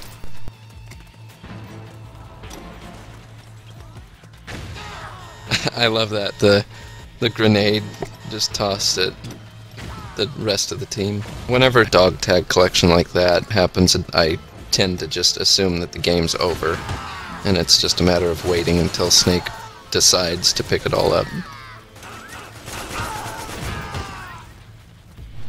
See, it should mean, if all the players were actually participating and not being jerks, it should mean that we know exactly what to do and how to keep Snake at bay, but of course it doesn't work out that way. We're just gonna keep but it's also butting difficult. heads. I mean, even if you had like 8 people centered around all the dog tags, it's too easy for Snake to just run in a circle and bam, game over. I mean, he doesn't exactly have to do anything. He just has to do point A to point B run, and then he wins. It's what makes Metal Gear so dangerous. The Mark II, you mean, right? Yeah. Another thing is that you could hold somebody up, and if things go wrong, like you said, you could hold up somebody else who approaches. But just if for whatever reason you see something goes wrong, you can just, I don't know, say you're next to a pit, you could just instantly roll into the pit. Whereas if you were crouching, you were in a crouching choke position, it would take significantly more time to get out of that situation on a moment's notice if something went wrong. Also, another thing I just remembered is that you can hold somebody up while prone. So you could be completely invisible, and then somebody just happens to step over your head, and then you just point your gun and bam, they're held up. And then you're in a position of power immediately from being in a position of complete safety. And something else, another advantage is if you're playing as most people do in a mode where you have the kill ticker in the upper left-hand corner. When you hold somebody up, when you CQC somebody or knock them out or whatever, that shows up in the kill ticker. So, the person who gets knocked out also transmits that information over SOP. You know, and again, they're counting on people to use SOP more than I feel like they often do, at least on the US servers. But when you hold somebody up, that doesn't get transmitted, so it's a much more invisible interaction. Right. By the time you have access to the dog tag, you are already in a position to instantly headshot them and get out of there. Whereas, I don't know, if you were CQCing them, when they see that the players got knocked out, then you're still in the leaving the CQZ position, and then you can shoot them in the head and get out of there. So it kind of works in your favor that way too. As Jarrell, you mentioned elsewhere that you sort of had a specific music track that you always picked whenever you play Snake. And my preference, at least starting out, is the Metal Gear 1 theme, because it brings a lot of it together for me. I always tend to try for the Screaming Mantis theme, just because I like the ominous start to it.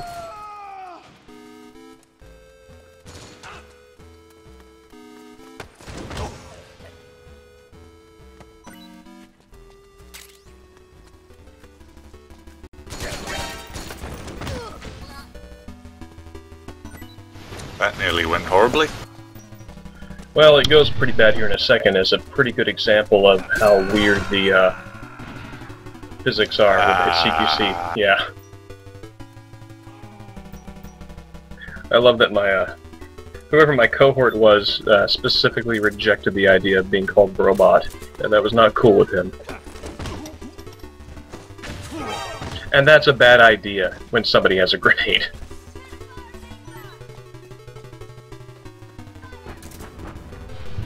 Heteronormative jerk. That right there, that is something I've never seen any other player do with the Mark II, which is drop the dog tag directly on Snake. I think it's just because,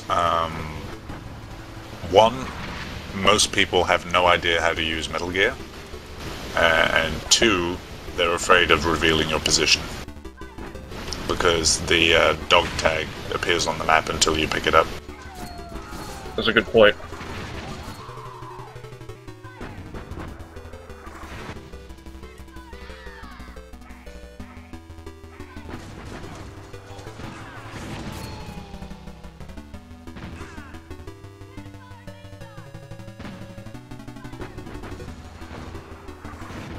Surprised someone hasn't put 2 and 2 together and come and headshotted you yet.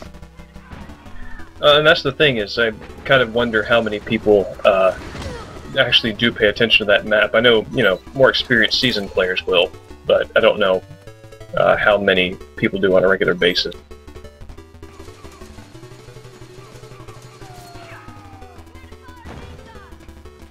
I don't know. It's like, I think that Snake and Mark II would be a much better team if they could coordinate better than the in-game system allows them to. Well, it honestly really goes to just how sort of half-assed the microphone system is, and just how a lot of people on PS3 in general don't use the microphone when they really should. Not only that, but the voice chat, it really sounds horrible. You almost can't understand anyone.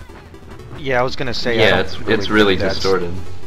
Yeah, it's not anyone's fault. It doesn't seem like they could actually handle the bandwidth for that, and it's pretty awful.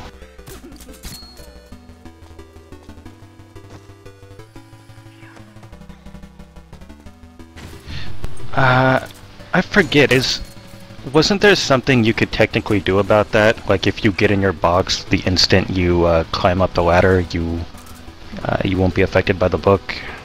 I feel like there was something like that. I hadn't heard that.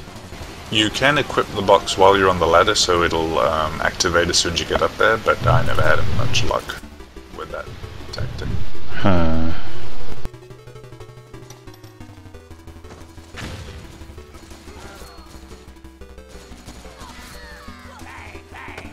This can be a really good place to go as Snake, because it's one of those That was a really inevitable... nicely timed grenade right there.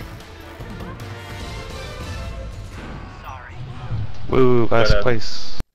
It's kind of an area of inevitability that even people who are not tactically minded will... I'm just trying to shoot at the invisible head. Even people who are not tactically minded will decide, okay, this ground battle isn't going well, I'm going to get on the roof. So that can be a pretty good place to hunker down, because it's inevitable that someone's going to show up there. That's another thing. So what do you think of that? Yep. Showed him. Another thing about close range auto-aim with assault rifles being effective, this would be especially true if you had TQC-EX, because you have that whole other base covered in the case that they do get in close enough to get a beat on you and try to... That's a really good point. Yeah, they try to grapple you, and if they do, and they get countered, you have a huge advantage of not even really having to think about aiming for the headshot. If you're already ready to go into auto-aim, you just let her rip, and they're done. Probably before they could do anything at all, so it can be a pretty effective tactic. I don't think I played that map enough ever to sort of develop a strategy for it, which is why I tended always to just go for that path. Because I didn't know the interior of the buildings well enough. Another thing I wanted to mention real quick is that whether or not there may or may not be issues with sneaking devolving into team deathmatch, I always also saw that as a plus, and why it became my favorite and by far the most played mode is because it was versatile. I just jump in I don't know, a series of 10 sneaking mode games, and then, I get to play all kinds of games. I get to play stealthy games, I get to be Snake sometimes, other times I just get to play it like Team Deathmatch and not think about it too much, other times I get to try and fight Snake, I can do teamwork, I cannot, and it all worked within the same framework.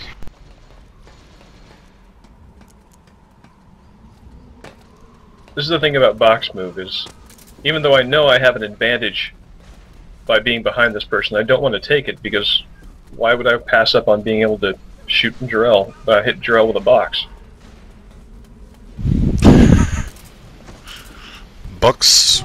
Once you have the box tackle, it kind of takes priority in your mind over everything else. Right, I have my closest friends and relatives tell me that same thing very frequently. It's the advice my father gave me before my wedding.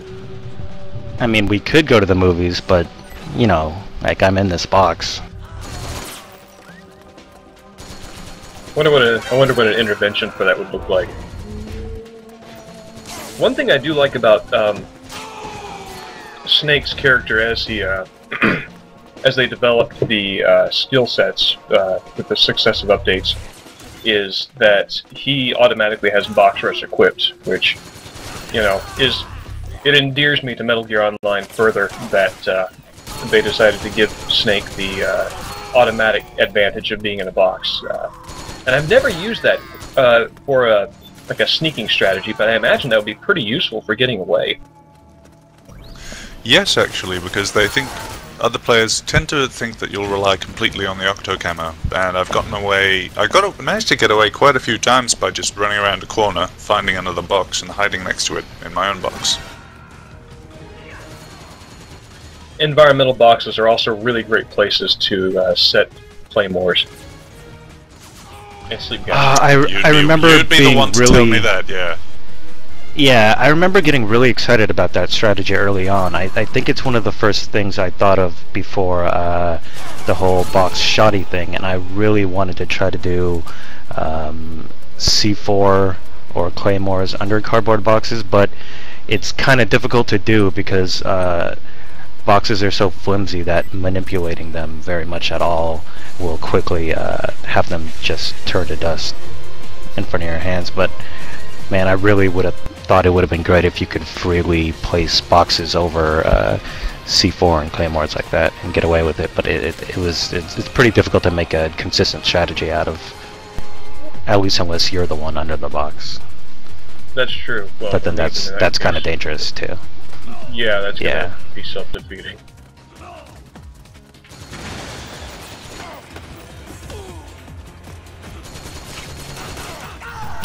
That yellow regain T-shirt there, I think, was a reward for winning the first official tournament, something like that, or participating in it, or something. Now I like that person less. Which is funny because your reward is just to advertise for a company you have nothing to do with. So, way to go. Did they only have that the one was a world pretty tourney? I definitely wasn't keeping up after a certain point, but I want to say no. I think there were a good handful of them, but I don't think I ever really tried to attend. And especially there was an issue on the Japanese servers where they really wanted to lock out, resist, reject Western players because of the lag issues. So that was mainly for survival, wasn't it? Survival, yeah.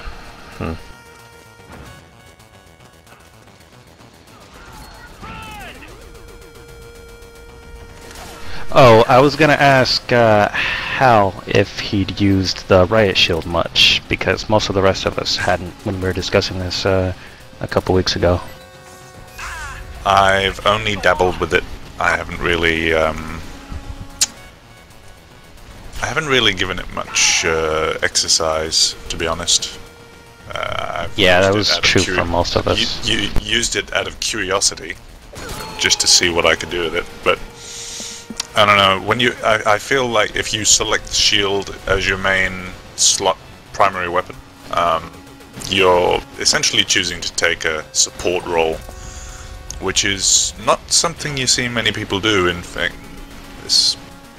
most people don't seem to operate as a team in this game. But when I selected the shield, I just tried my best to cover my friends. Like, I'd pick a group of people, and I'd just hang out with them. And if any enemies popped up, I'd just take the front, give them a bit of portable cover. But that's pretty much the extent of how I used it.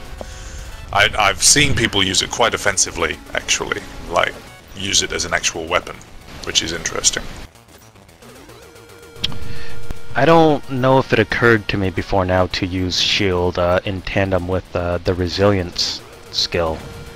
I wonder how effective that could be. Oh, the toughness. Like, yes, in pairs or something especially. That seems like that could actually be really effective for certain strategies. And also, I couldn't remember if holding the shield up and looking through the slats protected you from flashbangs or not. I was trying to remember if that was the case. Anyway, go on. Oh, I was going to say that I think that the resilience. What is the name of the skill? Hal just said it. Toughness. Toughness. Thank you. I think that is kind of an expected setup because it's like toughness 3 takes up 3 slots, shield 3 takes up 1 slot. So it's something that I think toughness 3 enables you to even withstand grenade blasts. So that can cover your primary weakness, which is getting hit from behind with a grenade. I mean, you'll still take damage, but you won't lose your defensive presence. It might seem like you know, commonsensical type thing that it would be expected to that extent, but you know, I can't remember for sure that I've actually seen it in action a lot, which is interesting. This is Ocelot. This is Liquid Ocelot's training demo.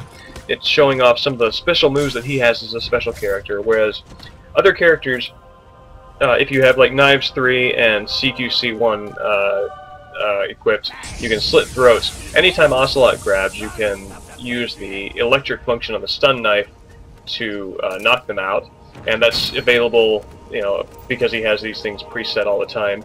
He has the Thor 4670, which I think is kind of like, it's kind of a clever, I don't know if it's clever or incidental, but I think of it as a reference to, you know, Volgin being, Volgin, the electricity, the torture thing that, you know, that he's known for, in addition to the fact that it's a 1-round hand rifle that he has to reload because he loves to reload during battle.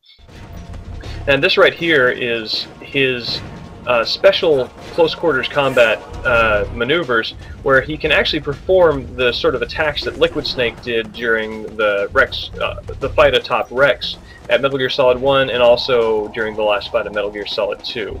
I mean Metal Gear Solid 4, where he'll do the punch and what is it? Cross punch, and then he'll do the punch headbutt.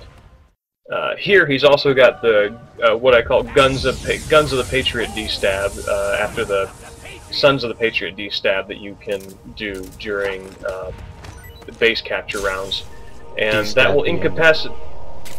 Yes. Go on. Yeah, destabilization. Sorry. And this is just lovely. I think he's got Liquid Snake's fist salute, and I just love that. Another feature that they included for him was anytime Snake and Ocelot encounter each other, they will, you know, Snake will go, "Liquid!" and Ocelot will go, "Snake!"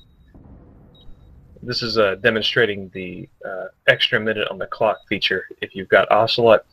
Very particular circumstances that it will activate in. Ocelot has to be dead from a headshot right when time runs out, and he has to be on the losing team. And as you might be able to see there, the letters of the players' names are all backwards, and some of them are replaced. Yeah, and some are in Japanese. Yeah. Yeah.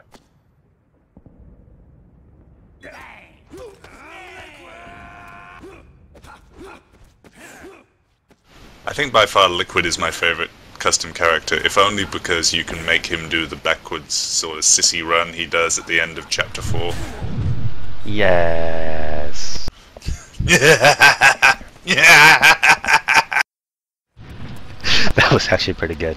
Well done. Yeah, I'm getting a little weirded out by that, Hal.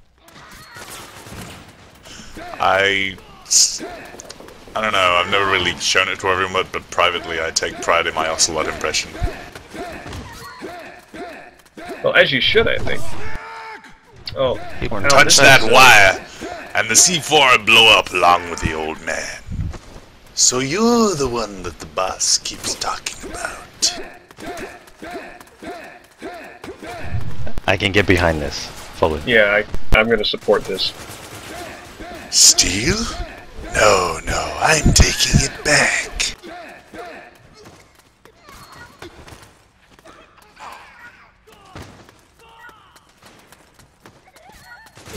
In case it wasn't clear before, the hand, the little fingers he's got going there, what that does is lock the affected target's ability to use their weapon until the effect wears off, except you could just keep doing this indefinitely and keep evading their capture. As long as the target is isolated, they can't really do anything about it. It's great for coordinated attacks with your partners because it greatly curbs your ability to get ganged up on by multiple targets. You could weaken a couple at a time, and then while those guys are out, they have no choice but to either hold their ground or get out of there or hide and try to get out of the way of that, or well, that's about it. And in the meantime, the rest of your teammates can take them out in their compromised state. Again, it seems that another character designed more around teamwork than anything else. Much well, one of the less so than Mei Ling, but even still, it's one of those things where a lot of his abilities, like the Sons of the Patriots, is a lot better to use when you are with 2 or 3 other guys and they're supporting you. One of the ways that the Guns of the Patriots little individual bang bang thing works is it actually works with Ocelots. Yeah, I'm going to keep that. With Ocelot's CQC-EX, where, if you shut off their weapons, you can run up to them and CQC them pretty well. And that's an effective strategy for Ocelot if you can get the jump on somebody, because 9 times out of 10 they can't CQC you back. Right, CQC is in fact their only recourse in that situation, besides maybe rolling into you if they're isolated. So when it's one-on-one against Liquid, you are pretty much in control, because if they try to approach you with CQC, they will get reversaled, and it's back in your favor again. And as long as you're locking down their weapons, there just is not a whole lot they can do. One thing I think we should mention is that when Ocelot came out, he was they pretty much put out all these different expansions, and each expansion had a new duo of characters. Well, he was pretty much paired up with Mei Ling, and it's interesting to note the extreme disparity between their skills.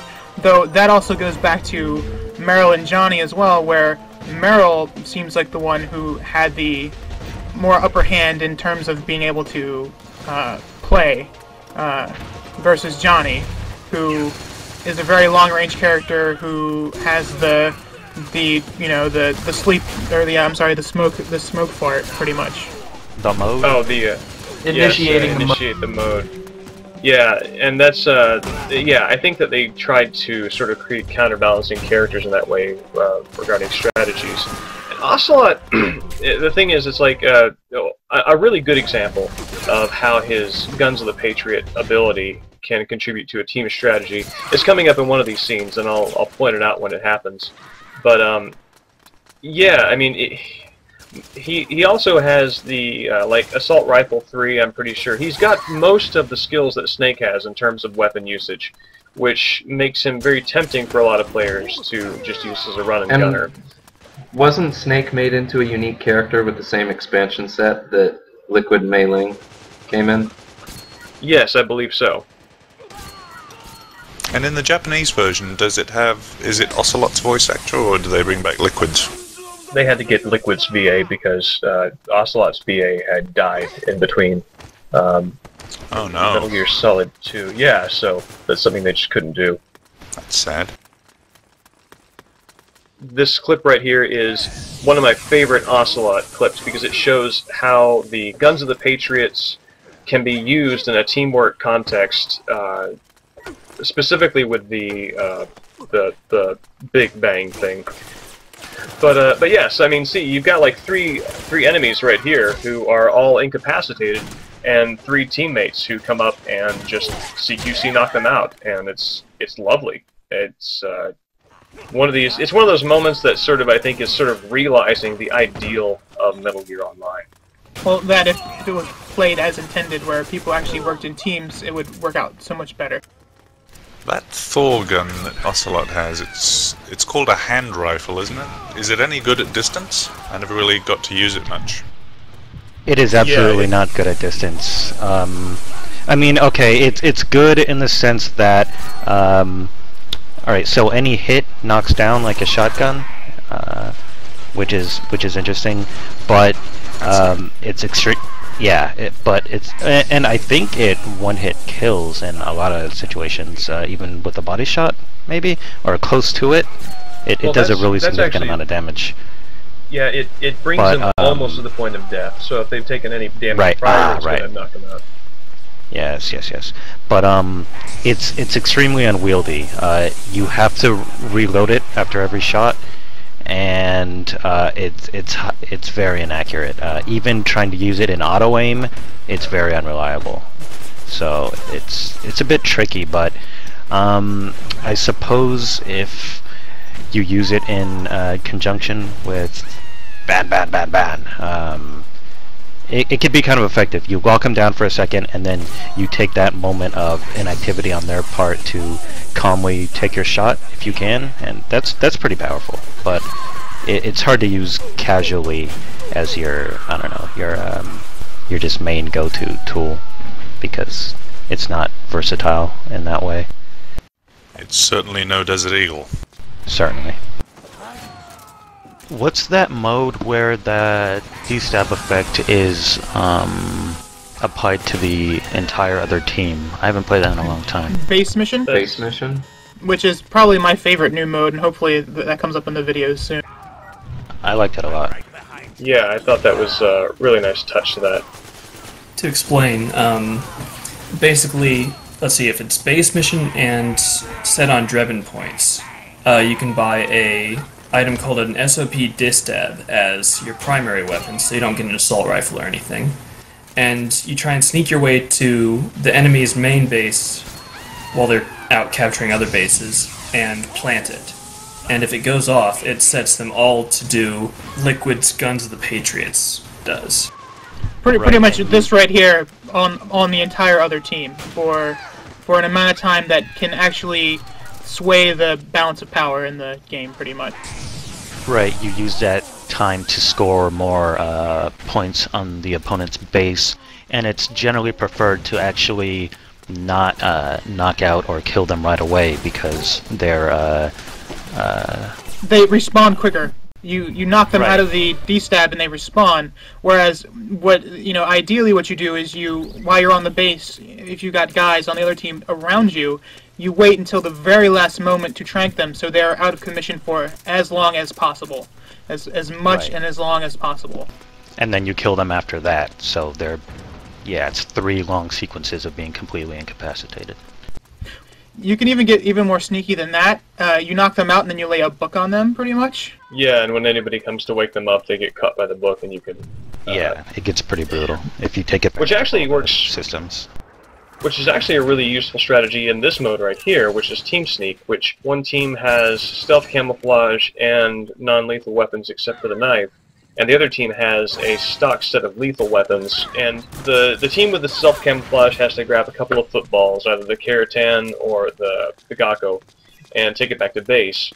But usually it's, in the majority of cases, frowned upon to actually play the mode as intended. People prefer to play it as a sort of deathmatch with 2 different equip sets. But that's actually a viable strategy here, because if you're playing on the non-lethal team, the attacking team, which is what you're seeing right now, with the stealth camo, then you can knock somebody out, lay a book underneath their body, the book will appear underneath their body, and then whenever anybody comes to wake them up, you can tranquilize them because they're in a fixed position.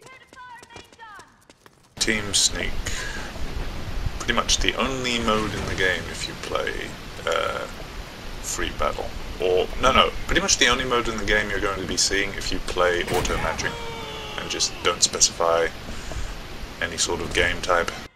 Team Sneak is a little like classic Sneak if you just sort of expand Snake into a team, isn't it? I mean, it's the same kind of idea. Yes, actually. I can see that. I think it's a little more also like the Rescue, which is also a mode in here, which I don't see people play nearly as often. Whenever I saw people play Rescue, they treated it as team deathmatch with permadeath. Yeah, that's often what I see with Team Sneak as well. They view it as you will, in many servers, get kicked for going for the Keratin or the Gakko. That's not viewed as the strategy. The goal of the game. It's really interesting that you mentioned that people don't actually play this game, quote unquote, or this mode as intended, because generally speaking, whenever I play this mode, the first thing I do is I go after the Gakko because nobody's caring about it, and I will go and just go back to the goal.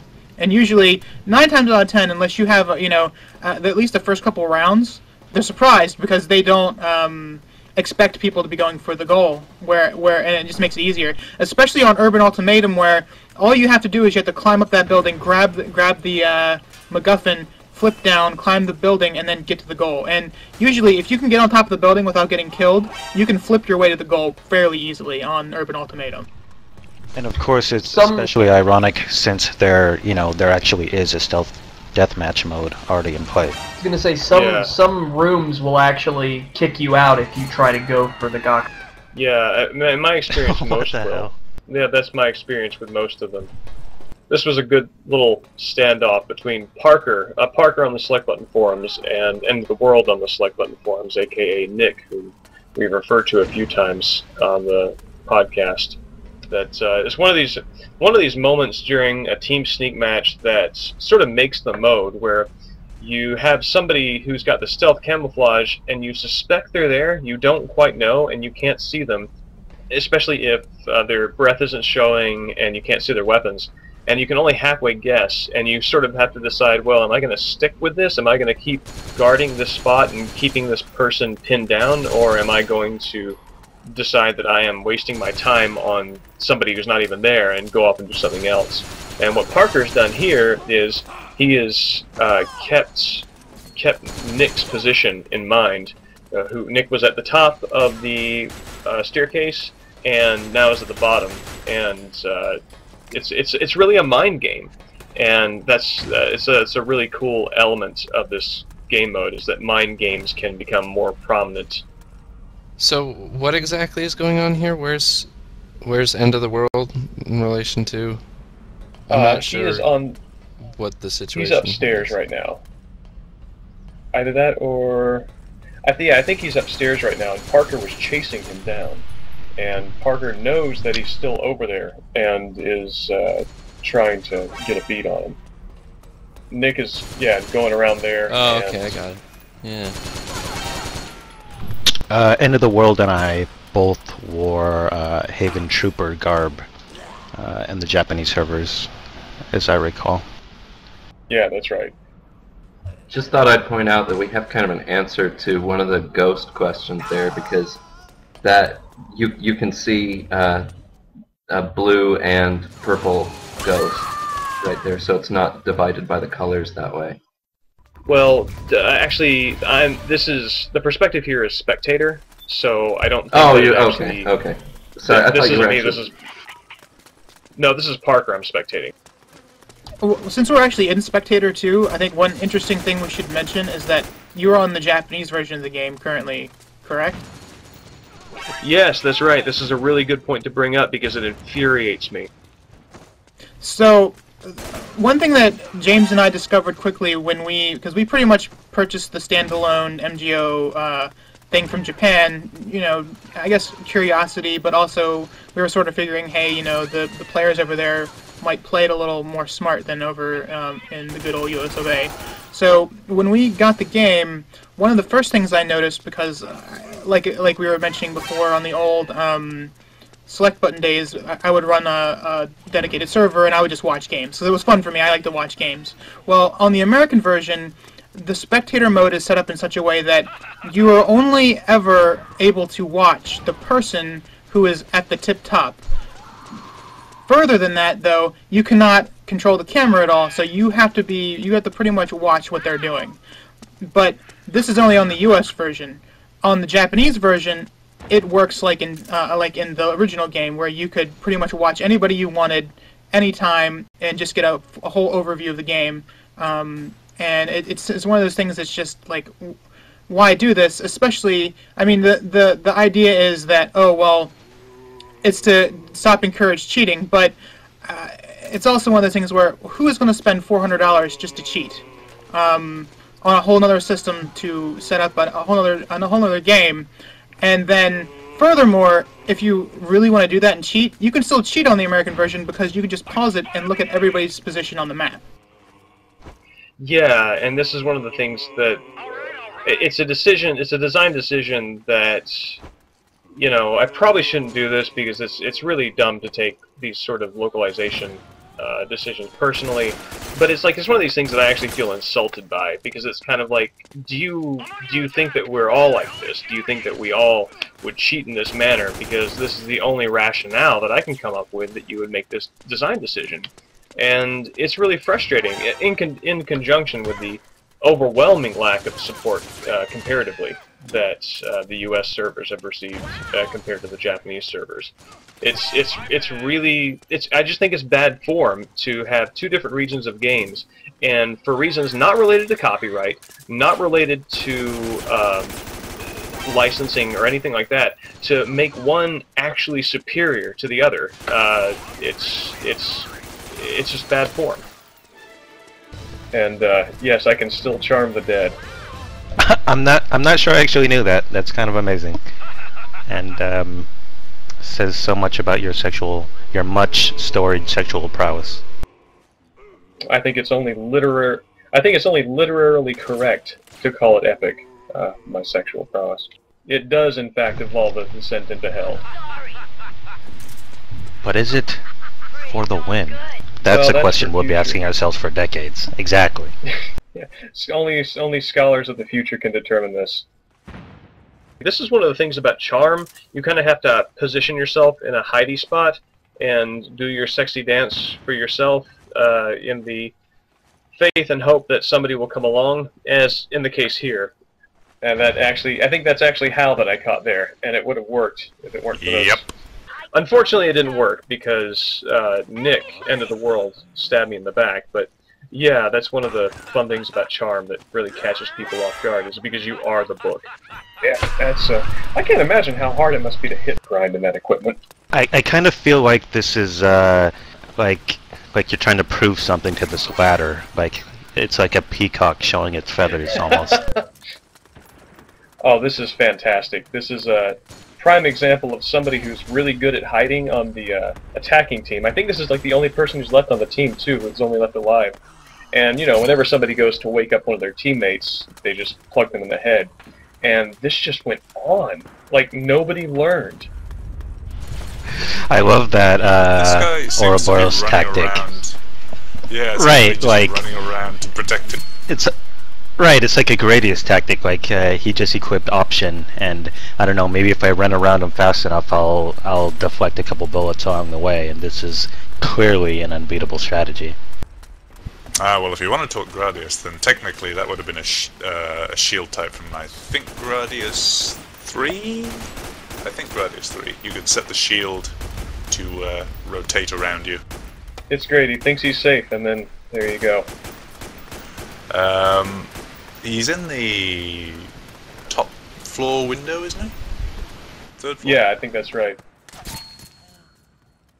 You can control the camera, but you can also kind of watch what the other player does with the camera, and it's really interesting to see when people kind of give up even observing their environment, such as, I assume now. So that isn't your camera angle, that's you... Well, if you leave it idle long enough, the camera will just follow what the player is doing with their camera.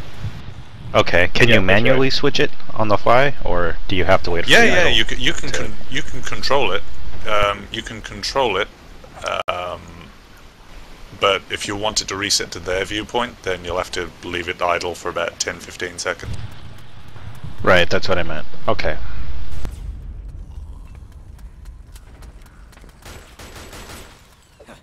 No bullets in the rifle. Use your handgun. No bullets in the handgun. Toss a grenade. What's No funny is grenades, almost- salute, and fill your place in the universe.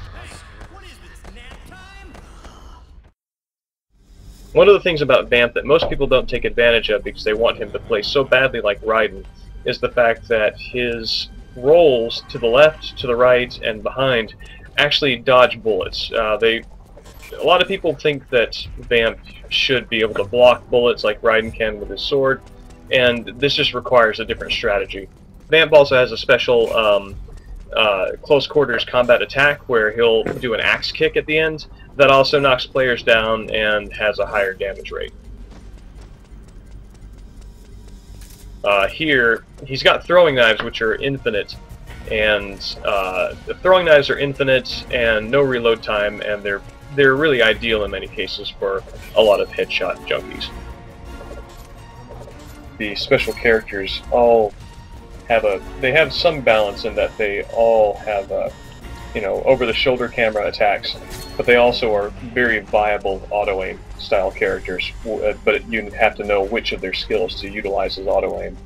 Like Vamp's knives, throwing knives, they'll home in on auto-aim, but they don't do much damage, so it's very much a whittle-away strategy. But if you lock onto things, and you're trying to advance closer to them, then you can pirouette more effectively and avoid bullets and stuff. I never noticed that they homed in when you auto-aimed. It's not an incredibly precise homing in the sense that, you can't just be running around willy-nilly and get headshots like that, but it is effective in the sense that, yeah, it will gradually do damage that stacks up, and you don't have to be incredibly accurate by yourself, and it allows you to emphasize maneuverability on your side. So, yeah. I think when you compare Vamp to Raiden, Raiden is more instant gratification, whereas Vamp is you sit down and really learn how to play him, and then all of these valuable things open up to you that you right off the bat when you're just jumping in and playing, you don't see them. Versus Raiden, it's pretty much instantly, you can run in and, oh, I'm getting all these kills. Oh man, this is awesome, blah, blah, blah. Like the normal sort of gamer mindset. But I would even venture to say that Vamp can be, once you learn him, he can be way more deadly than Raiden if you know how to play him well. Oh, here's some lovely lag. Oh, pro tactics. Absolutely. That's some hacks. Guinness World Record, Vamp hugged a penguin while killing only child. Well, that's amazing. Yeah, that's Deadlier than we ever thought. Just sort of slowly strafing on his toes. I mean, don't you know that's like day one ballerina school, man? I mean, get with it.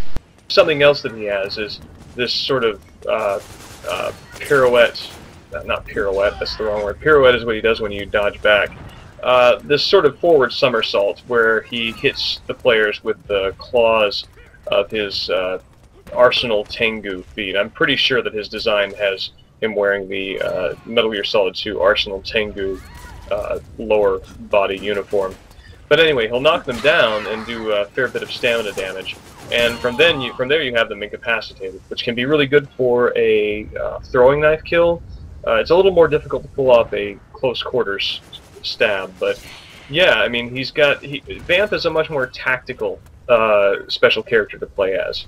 Back to what we discussed earlier about just how it calculates positioning. I mean, he's flipping all around the level rapidly doing this. I'm sure the game is having trouble tracking that, much like the bombs and, grenades and explosions in general.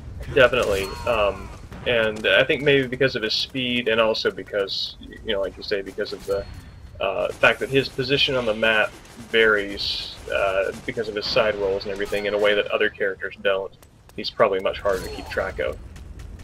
I think it's really interesting how the Japanese voice of the character, which you're hearing here, is much more high-pitched and much more, I don't know, it has a different connotation than the sort of like sultry, throaty voice of Phil Lamar in the US version. That's kind of the inverse of the situation in Metal Gear Solid 2 between Vamp and Raiden, then, isn't it? Because in Japan, the Japanese Raiden voice was supposed to be over masculine and more of a snake-like figure.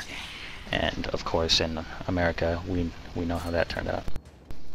I just think you're fulfilling different, I don't know, cultural expectations for each, for each like sort of model that the character is standing in for. And for Vamp, it's like the, I don't know, muscular homosexual, and Raiden is like, I guess in America, the like higher voice is sort of the naive, young, pretty boy. One of the interesting things to note, since we're actually switching between Japanese and English voices here, is that this is the one Metal Gear game that no matter what region you have it in, if you set your language to Japanese, it will change it to Japanese. If you set it to English, the voices will be English. This is in if you buy the Japanese MGO and you set your language to English, it will be in English. Which makes the decision not to cross over the servers or to put some kind of disparity between how the versions operate in question, because it's obvious that they intended this to be a multilingual game that multiple languages could play at the same time. Yeah, I think that's very much the case. I kind of think that, kind of like along the lines of what we were talking about earlier with regard to Kojima Productions' erstwhile attempts at maintaining an international audience with a similar level of support, which I think probably disappeared around the time that Ryan Payton left Kojima Productions. He must have been under a lot of stress to sort of keep that going, given the fact that it's just sort of gone now, to my dismay. But, you know, it's like that, I think that is sort of like an artifact of that sort of production philosophy that I wonder if we'll ever see again. I was never able to get very good with Vamp's throwing knives. Whenever I play with him, I almost exclusively use the combat knives, largely because I have difficulty with very precise aiming in third person generally. But even with his throwing knives, even though they're fairly stable and they've got a pretty good berth for mistakes, I still manage to kind of mess up with them more often than I like. That's kind of funny because I think of the combat knives as being the go-to tool for precision throwing as far as knives goes, and you know, your linear trajectory, high damage, headshot potential is more with the C knives than the T knives, I think, if I've got it right. So I don't know, you tend to trend toward auto aim, and I feel like this is a pretty comfortable auto aim tool, so I think that'd complement that playstyle more.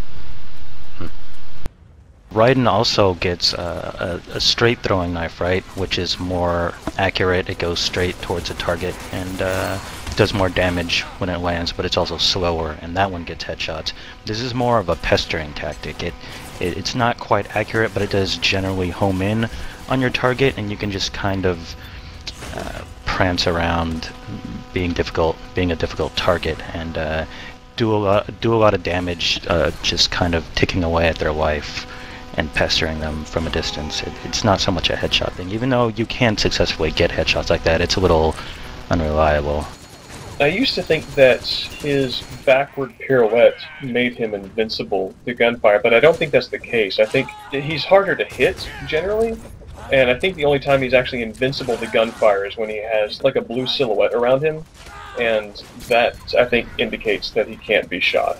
But other than that, I think the forward roll that kind of turns into a flying axe kick keeps your head moving so you can't get hit with a headshot as easily. But something else about Vamp is that when he dies, rather than respawn at the base, he respawns at the exact point where he dies. And a lot of people are frustrated with this because they think that, you know, this sort of gets them stuck in this cycle where they are constantly camped by people on the other team, but honestly, that's more or less their own fault for not being smart enough to play the character well.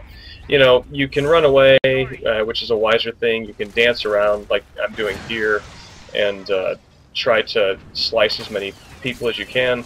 And it's like, it's not as much of a liability as people make it out to be.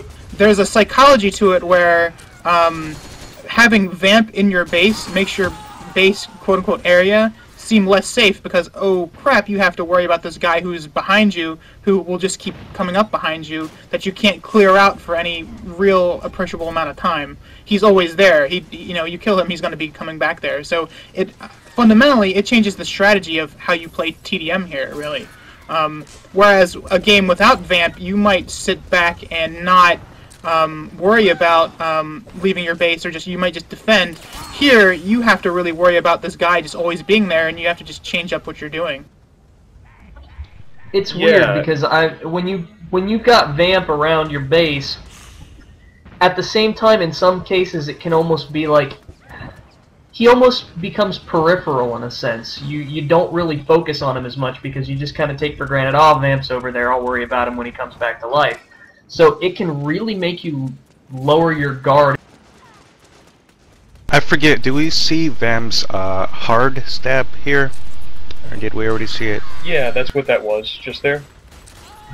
Okay, right. I think his hard stab is particularly good because you keep moving when it's happening, and that's really valuable. Oh, that's right.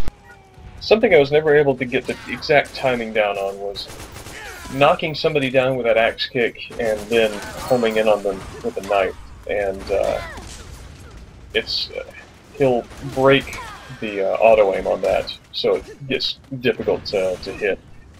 As I kind of decided at about this point, I think in this playthrough, that it would be more effective to use the combo hit, because you keep moving during it and you have a longer period of damage, so if you're just out of range, you won't be very long. Don't know how relevant it is with Vamp, but there is actually an art to the whole, you know, throw them down with CQC, then stab them while they're on the ground thing. The way I think you do it is that you run up, you slam them into the ground, and then you, as quickly as you can, you tilt the camera all the way down, as if you're looking down at them. Then you have your knife equipped, of course. You ready the knife. You go into you ready the knife. You hit R1 to start the thrust, and then in the middle of the thrust, you hit the first-person view button. And what that does is it automatically, basically teleports the knife from straight across the body to directly into it. So it's I never obviously knew that. a fine-honed technique. Yeah. I also never knew that, and that's super interesting because I've always wanted to know exactly how that worked, and I think I mentioned this on the previous recording, but it's one of the chief technical aspects of this game I never really got a grasp on, which I don't know, it stands out to me because I'm kind of a person who gets really interested in the permutations of technicalities and the mechanics of games, like fighting games and things like that, and I don't know, for whatever reason I never stumbled into exactly how that technique is supposed to play out, or how you figure it out, or who was explaining it, and I never really took the time to figure it out on my own, but I was always really curious about that, and that explanation actually kind of lived up to, I don't know, like it actually ended up being more technical than I thought it was going to be. That's really interesting. Thanks for that. It's kind of it's the kind of thing that you need to be taught, I think. Well, obviously someone figured it out, but having never really used knives before that point, it was specifically told to me. And once you get it down pat, it is an extremely effective tool, especially in Team Sneak, you can imagine. To elaborate on that, in Team Sneak, when you're on the attacking team and you've got the camo, basically the only parts that are visible of you are your little CQC knife and your shadow. And if you want to stay undetected, it's probably best to keep it that way. So the first thing you do is you equip your stun knife at the beginning of the match. That way, you are basically armed, and all you have to do is hide in the shadows, take someone down, and use aforementioned knife trick. And once you have it down, you're a pretty formidable force if you can stay in the shadows. I was always impressed with how reliably people would perform it whenever they had the opportunity to do it on me. But I don't know, and now hearing it, like, I'm not any less surprised by that. Like, it doesn't sound like rocket science, but it still seems like something you'd have to train up. And I don't think I've ever had somebody mess it up on me, like, when they had the opportunity. So that's pretty cool. I kind of feel like that forward roll flip thing should actually have an offensive hitbox. Like the blades on his feet should cause melee damage, stun damage, or something like that. Yeah, well, it does cause some stun damage. That would give it some consistency with the single player as well. Ah, that's right. Yeah. Oh yeah, that's right, because he does that scratching dance on Raiden's Yeah, the little chest. flamenco dance on people when they're down. He actually does it on snakes too during the boss fight. Yeah, if you get knocked down and you don't get up right away, he'll jump on you. Huh, I never tried that. I'll have to do that. I never tried to lose. A lot of cool stuff happening in the Vamp fight, gotta say. Yeah, I always kept wanting to find Grey Fox's corpse. It was smushed into itty-bitty pieces. That it was. Just a small bit of Vamp trivia. In either of the two stages in which there's water, if he happens to die in the water, he can't actually come back to life. He'll be sent back to a random spawn point around the map. Really? I didn't know that. Really? Yep. Yeah, I never had the opportunity to do that. And he spawns at a random point, not back at the base? Oh, well, if it's a team... Yeah, I don't know why I said random point. He's not like a sneaking mode character. Yeah, never mind. At the appropriate base. But still, the fact that he actually goes back to base is a unique situation. Yes. Man, I just... Vamp is actually one of the things that makes me kind of sad that the game is shutting down, because this character is really one of my favorite uniques. No, I mean, I completely agree, and I think that a lot of people are really unfair about, oh, well, he's so underpowered compared to Raiden, and it's more, skill versus instant gratification in my mind. Yeah, the relationship between those two characters is similar to the balance between Johnny and Merill and Liquid and Mei-Ling that was mentioned earlier, where they were both introduced in pairs and they kind of play similarly to an extent, but they kind of cover each other's weaknesses, and I wouldn't say one is necessarily better than the other. I think Raiden is more intuitive in terms of how to play as him. If you're not going into training mode and practicing, then Vamp is going to be largely incomprehensible, I think. Well, yeah. I mean, you really just have to take the time to figure him out. Whereas Raiden, it's really easy pick up and play. Oh, you hold this button, you're invincible. You press this button, you can do this, and then or you can just slash them to almost an instant kill, and you're really fast. Right, and on the other hand, he's less versatile than Vamp, so.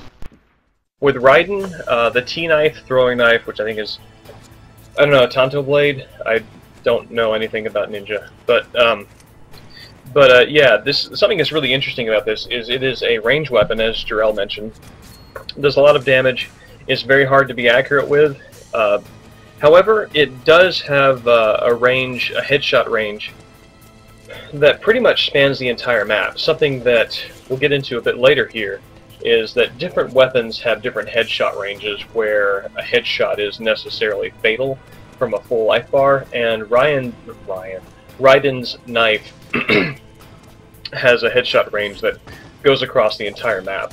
He also has a special CQC. Instead of the second punch, he does a sweep, which will knock the other person on the ground. Unfortunately, as you see here, he cannot damage them while they're getting up, and invincibility frames are actually one of the sort of like longer standing problems I think this game has. He can also, if you keep hitting attack for melee, then he'll do a sort of spinning bird kick, which does a whole lot of stamina damage. As you see here, he can also take his blade and make it non-lethal, as you could during the Arsenal Gear escape sequence of Metal Gear Solid 2, which, depending upon how you want to play the game, can be pretty useful. Could you do the spinning kick attack indefinitely and just walk around like that forever? I can't quite remember.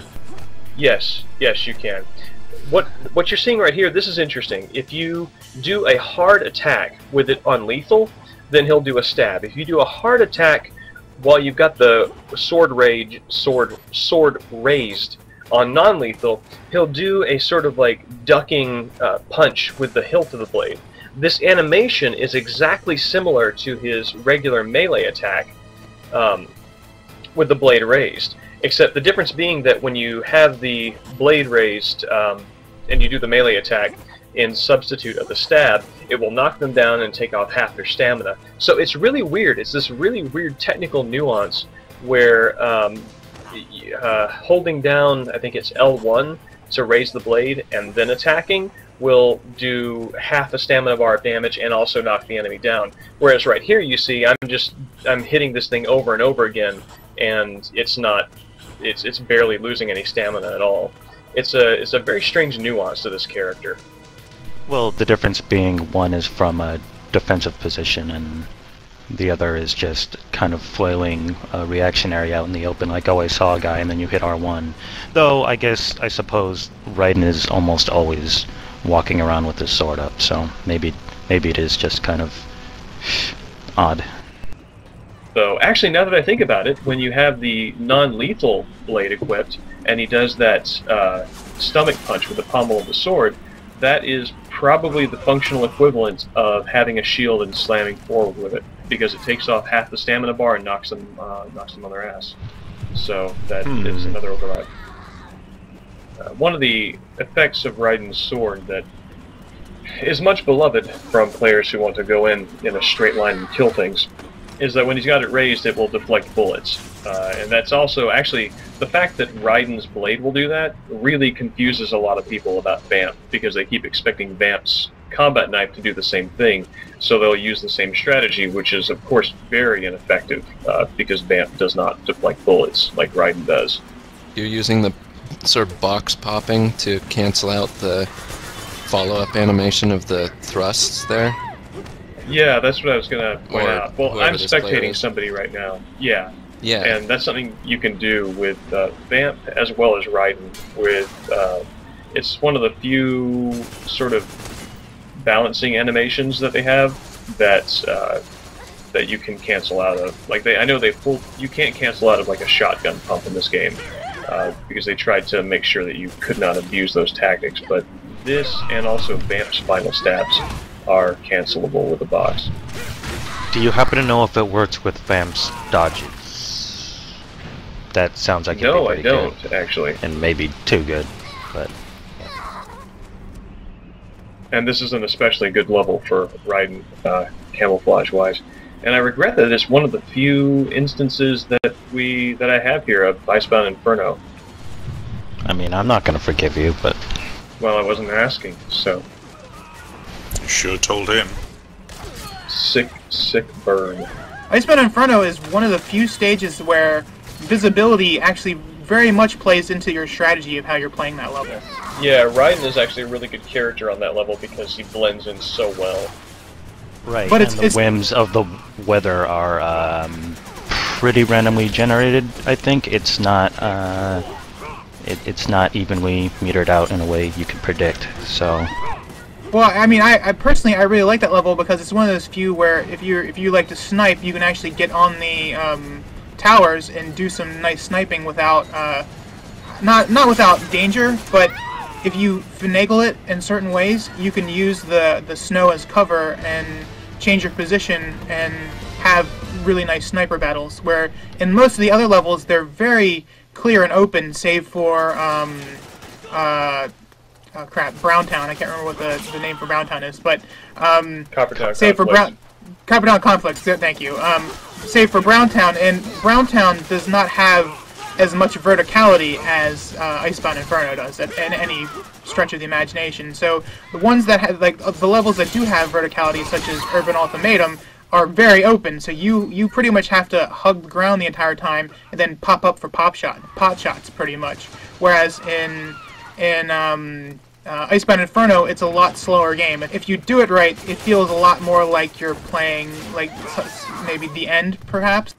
I absolutely love that map, and of course, like anything we might be inclined to like, because it actually varies up the character of the gameplay and the flow of the match. 99% of the rest of the people who play the game absolutely hate it, and if it comes up in a general matchmaking thing, most people demand to skip past it, because it's kind of like the Smash Brothers effect, where, I don't know, I guess there's a sense of any sort of randomization or outside factors besides the manly skill of getting 1 million headshots per second is frowned upon, and they feel like it's a detriment to it gets in the way of the way they want to play the game, and so nobody actually likes that map, even though it's pretty close to my favorite, if not my favorite. It's really fun. Is there any difference between, or one that you have seen between, like, the tendencies for map preference between American and Japanese players, or is it pretty much the same sort of dismissal and preference on both sides? You know, I never really thought about that, which inclines me to say I'm not sure I did notice a difference. If there is a difference, it would just be that American players have absolutely no qualms about making their preference known at all times and voting to skip the stage over and over and over again until you listen, and Japanese players are not, they're just not that pushy. So if there is a preference, I'm not entirely sure. Maybe there is and I'm not thinking about it and somebody else can think of something, but even if there was, players aren't really pushing it on you in the same way. Yeah, I think that's correct. Is that on the Japanese servers, players are content to sort of assume that if this map is part, I presume they are assuming that if this map is part of the selection pack, that somebody must like it. Therefore, I will abstain my instant gratification and go along with it. This is Old Snake outside of Old Snake in a non-sneaking mode, where the Octo Camo still will take on the texture of the environment, but you pretty much have to use it as a tactical skill rather than as a sort of character advantage. In other words, it's not as good of an advantage in this mode as it is in sneaking, but it can still be pretty useful if the other players aren't paying very close attention. Dude just wanted a trip to the mall. I mean, how many eggs does a guy have to eat? Really? I've always found it funny that Old Snake has SOP access as a unique character. How does his equipment work as a unique character? Is it the same as sneaking mode, or what? He doesn't have any special weapons. I mean, his loadout is the same. He has the same possibilities for loadout as any other character. But he starts in terms of the non-weapon equipment with a scanner. He has the face camo. He has a box, which everybody does, but he has box rush, box level 3 equipped. And I'm trying to think. He does not have the solid eye in non-sneaking mode. They took that out. I think he still has a balaclava too, or the mask. Oh yeah, we're looking at that right now. He has the mask. Which actually, I mean, you would think that it's not as big of an advantage because there is no transparency effect or dithering effect applied to his character model when he's adopting the pattern of the wall that he's near. But very shortly here, you'll see that it actually is an effective strategy because it's pretty easy to overlook, frankly. But yeah, Snake is a lot of fun as regular team deathmatch character, mainly in my opinion because of his CQC being so powerful, being that he can just take you out in one hit it's very efficient and very effective in a way that I don't think a lot of people take enough advantage of. Well, it really harkens back to a lot of the special characters in the original one as well, where a lot of their ability was they had this CQC that would just knock you out. It was at least, let's see, Rykov had it, and so did the Ragos had it as well, where they had an instant stun with their CQC move. Yeah, those were actually kind of terrible because they left you exposed for like 3 whole seconds for a good headshot. But right. See, there's this guy coming up right beside me, and I'm very present, and he doesn't see me. He thought he was sneaking, but I was able to blindside him, and that's really useful. And that's a very good headshot with a Mark II by Mei. Good or bullshit? You decide. All I know is we're about to get a face full of snake. There we go. Yeah. Snake has maybe the most highly rendered male butt out of anybody in video game history. And I'm confident in saying that. Highly rendered. I think that should be on the back of the box, like bullet points. Over 50 million polygons. Most highly. Yes. Weren't you invincible through a lot of the animation on the Sunrise Suplex? Oh no. Oh no. No, you're right. I remember now. I remember being folded back upside down doing the body slam, and then like you do a headshot and then they like wiggle around all nonsensically. And See, the thing is, that's why in that instance I felt that it wasn't overpowered, because it was you had to do it in a tactical situation where you knew you weren't going to die, pretty much, or you had a chance of being killed easily. Whereas this CQC is much more integrated into the flow of the gameplay. I still would not recommend anybody grabbing. I would not recommend any Snake player grabbing a player to choke them out. I mean, just the fact that it's the one grab down slam CQC and that is a one-hit knockout is a really huge advantage, because you can knock him out and take cover. I agree with you up until the point that you may want to play a scanner game, and to even use the scanner you have to be at CQC level 3, I believe, and once you're at CQC level 3, a chokehold a chokehold drains a stamina bar actually very quickly. No, that's all you have to do is all you have to. Sorry, go on. Not quite as quickly as a slam, but yeah, I mean, if you're in a crouch position, CQC, like I hope you're about to get here. Nope. Oh, there you go. No, this is really incredible in terms of just taking bullets until you win. Oh, I think I know what you're going to mention. You can throw them down, and then you can shoot the scanner into their knockdown body, I guess, right? Don't you have to have a special scanner for that? Like only Snake and Mei Ling can do that, or something like that? Snake and Mei Ling can do it. You can also equip it, and this. Oh god, the skill slots. The skill slots. We need to talk about the skill slots. You can equip Scanner EX, which takes up all 4 of your skill slots, and means that you that's can. Right. Which is so just incredibly. I think about that design, and I think about something that you have said in the past. Like, what if they made it fun? And that's kind of my feeling on it. It's like, what if I could equip more than? What if I didn't have to severely impair my character in order to use these really neat skills? And there was one time where the clipping of the sensing of the wall. What the hell am I even trying to say? I think that was a haiku in the making. Is what you were trying to say. Yes, a long winding haiku. 5, 7, 5, 5, 5, 5, 5. Also, now that I remind, wait, did Mark II just drop that down the? No, I tried down to. The wall?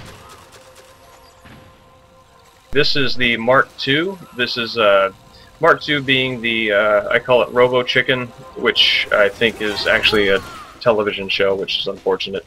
But no, it's the Mark II, which is Otacon, and it has the little manipulator which you can use to shock and stun people, and it also has a little LCD screen that can be used to display the pornographies and distract people.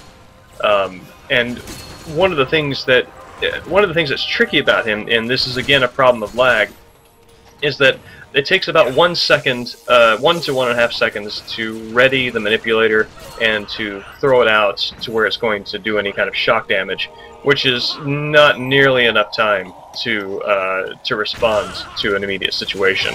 So you pretty much got to plan and set up to try to entrap people, which it kind of makes sense for the offline game, but it can make it a little difficult in terms of trying to negotiate when and where you're going to grab somebody. On the other hand, if you could fire it off like a gun, it would be pretty dang overpowered. No, that's very true. That's very true.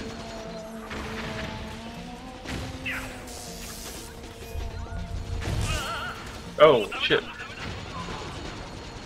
Scanner is pretty good, though. You gotta admit. But the thing is, like, with Scanner... But the thing is, like, Scanner EX takes up all 4 of your slots. And what that means is that you cannot equip CQC. You only need CQC1 to equip Scanner. All you have to do is be able to grab them. However, the thing is, with Scanner EX, it takes up all 4 of your slots, and the only time you can use it is when the other character is knocked out and asleep, at which point you go over and you sort of stick it in them, which you would think that you would not need special military training to make a distinction between grabbing somebody and sticking something in them versus going over to their body and sticking something in them. But the thing is, it's like, what that does, if you want to use this special skill, you have to... Okay, first off, you have to knock them out somehow. You don't have CQC of any kind, so you can't choke them out. You don't have handgun, so, you know, you're relying upon your very raw skill with the Mark II. And it's like, because they make you use all 4 skill slots, it is the least efficient way of accomplishing the same effect. It's one of these things where it's like, it's really frustrating to me. I don't know about that. That also seems to be a skill intended for more of a teamwork, tactical. Yeah, it's exactly what I was too. I mean, because, yeah.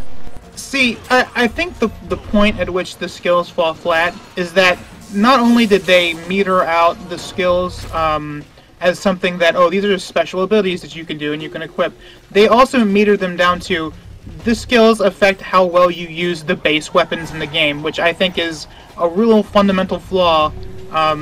That your skill with your skill with a gun is directly affected to how much of a skill you've equipped for it.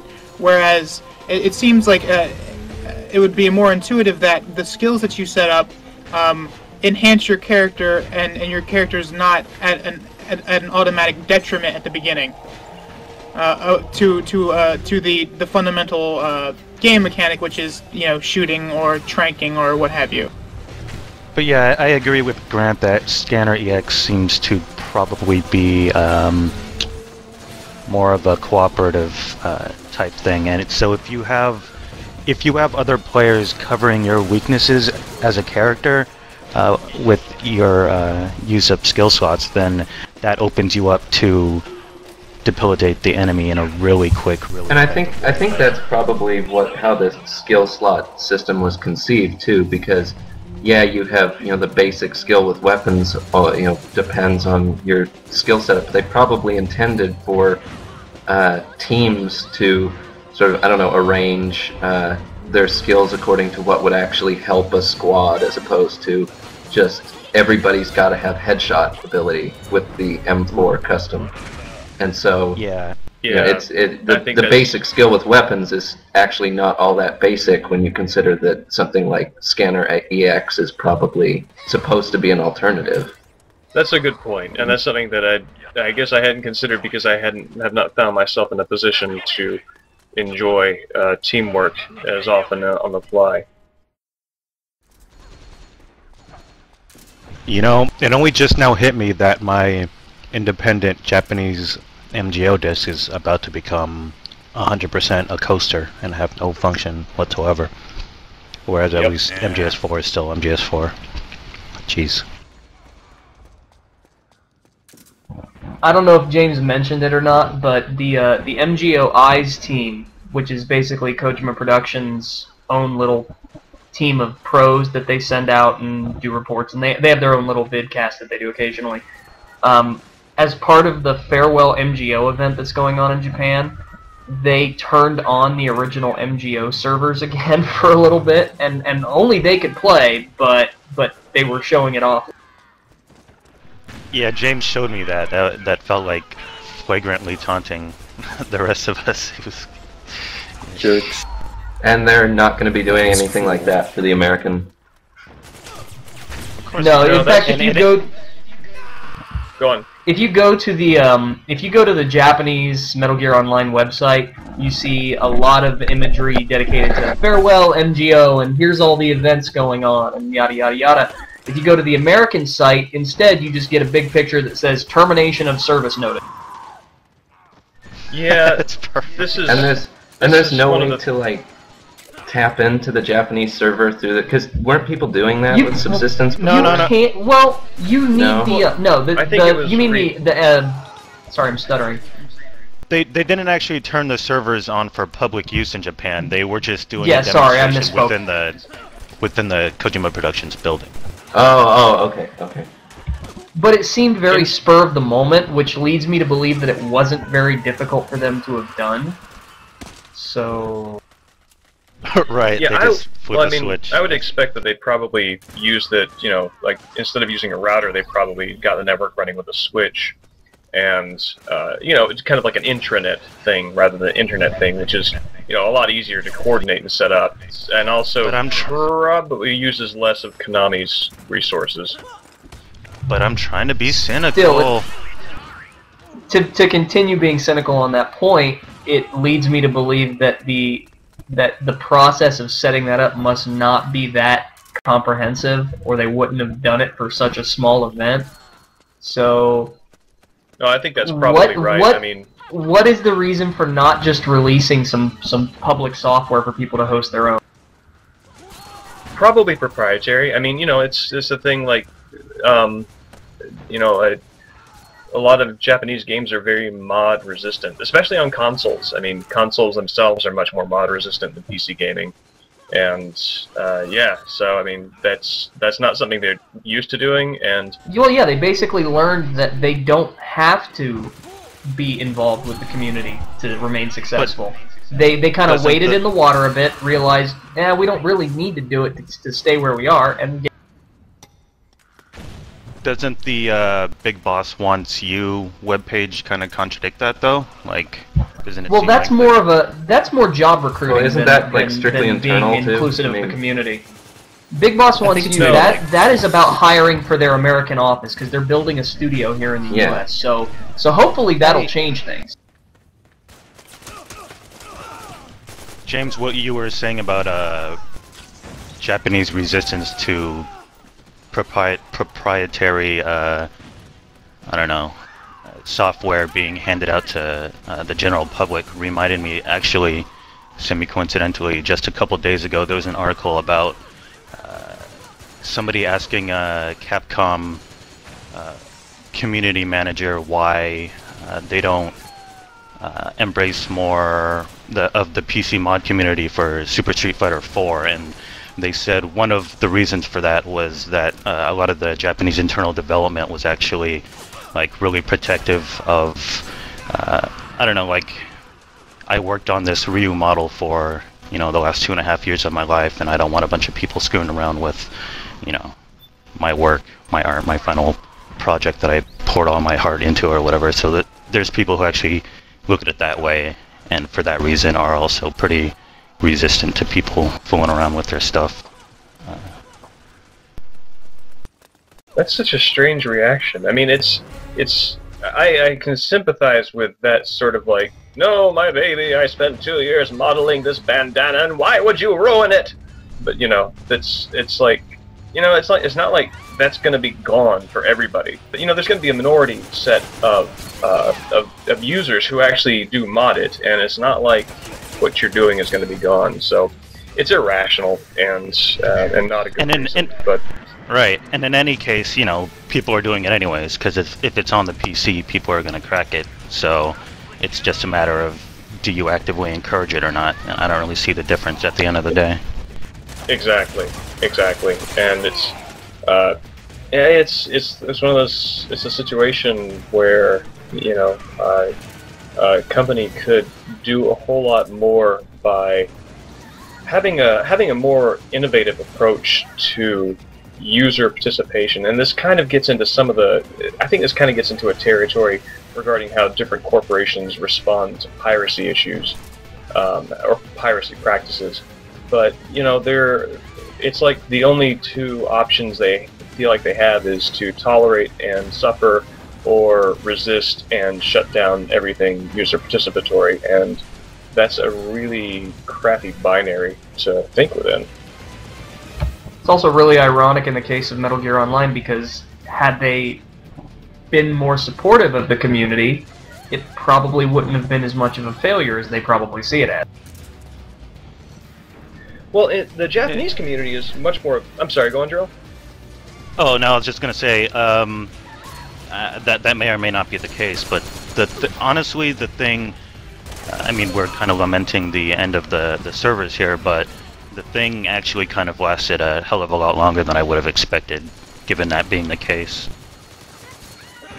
Yeah, me too. I am really surprised. I mean, this came out in 2008, and here it is 4 years later, and it's finally closing, which is, you know, 4 times as long as the first game ran. I mean, Metal Gear Online for subsistence, that was a year, and yeah.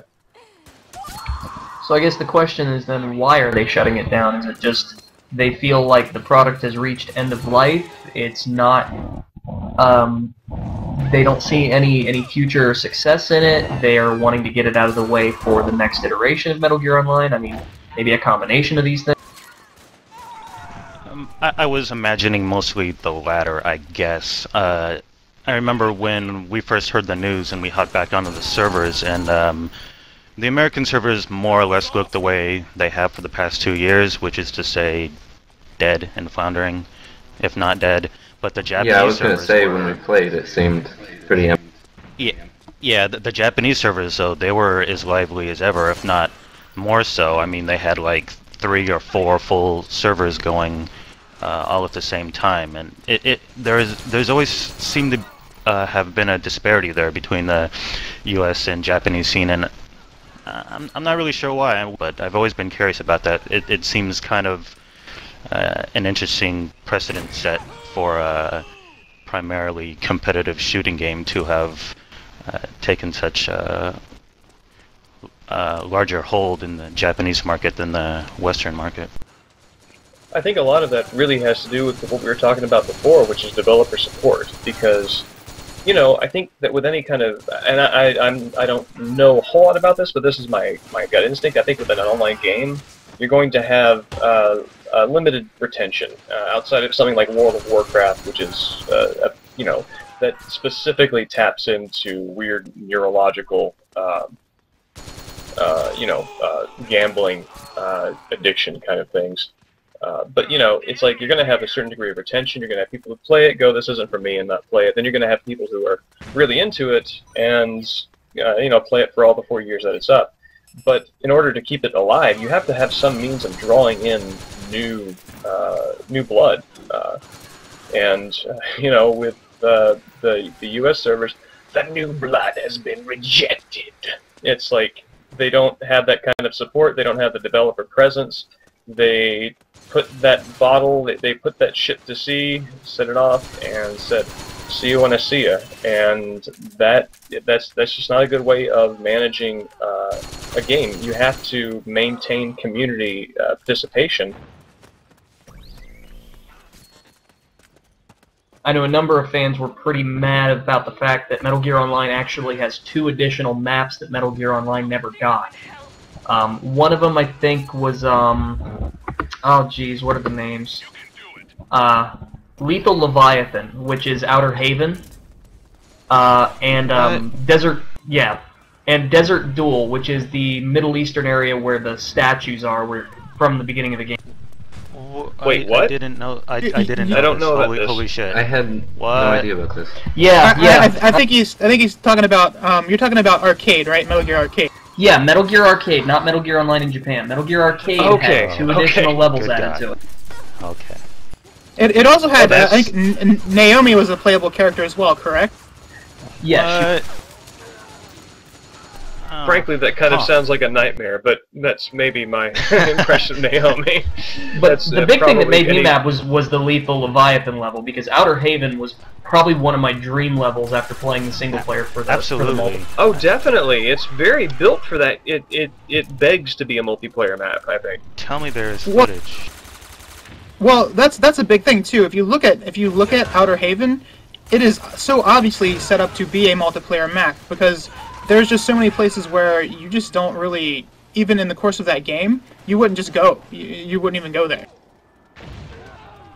Yeah, unless you were trying to go for, the upper levels.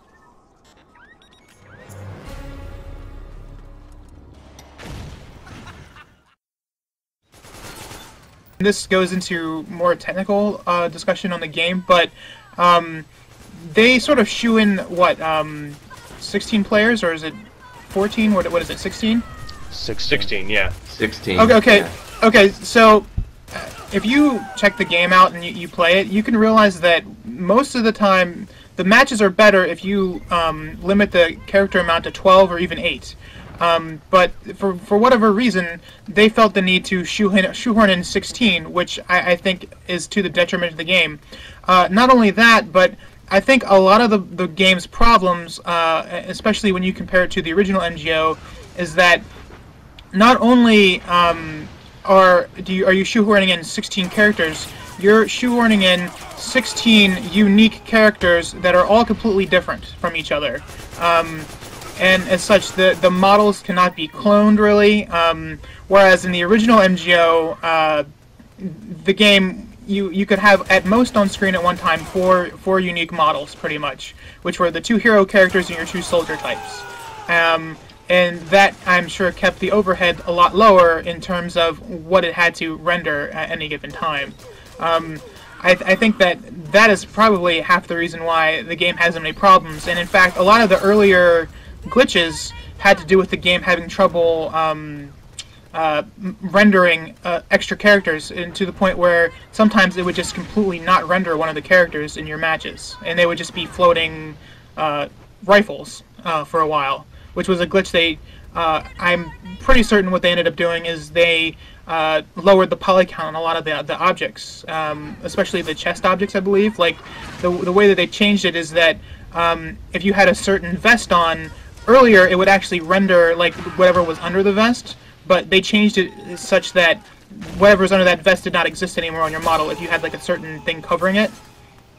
Yeah, I just think that they really tried to push around too much on top of what all data they were pushing around, and I mean, just things like adding the for instance, in the original MGO, the CQC was simplified versus the original game, where in the original MGO, there was pretty much you press the button and you CQC them or you didn't. Whereas in this one, it's tracking like how you CQC'd them, what kind of CQC you have, do they have the CQC reversal, do they have this, this, and this, and that all these different factors add together in making it harder just to track what you're doing. I think that very, very much.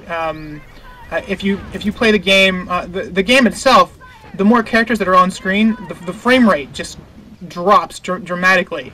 For instance, if you have 2 people in a match, the frame rate in levels is a lot better, just because it's obviously not pushing around as many character models that are highly detailed.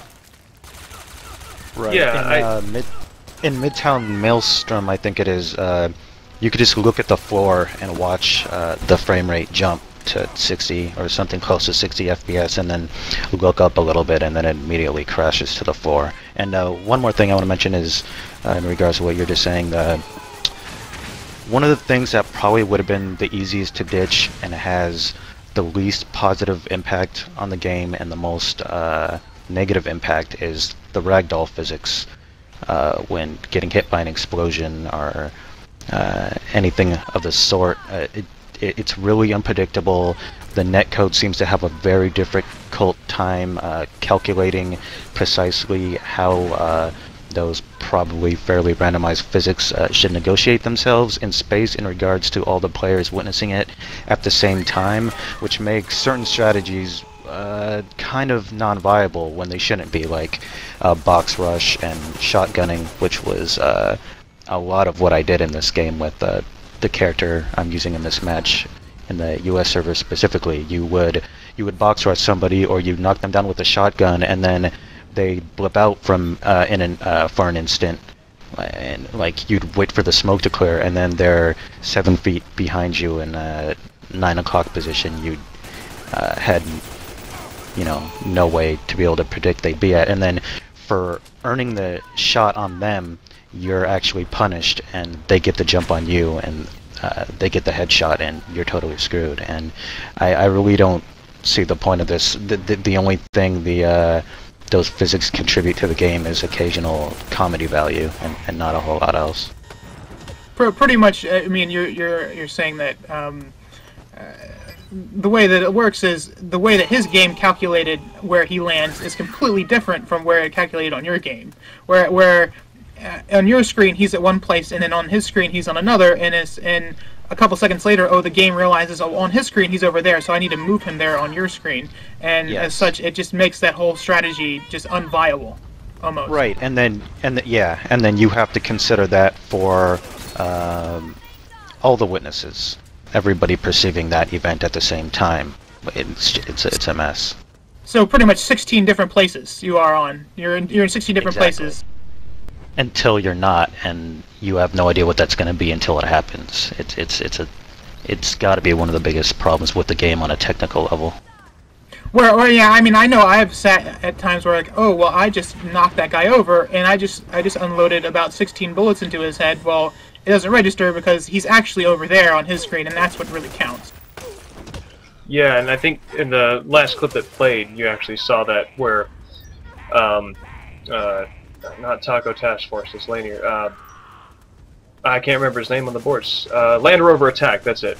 Who was playing, he and I were going at each other with CQC, and at the same time, it's like you see both of us go into the prone captured position at the same time, and it's things like that I don't know. It's like I'm kind of torn on it, because on the one hand, I really liked the fact that they developed the complexity of CQC online.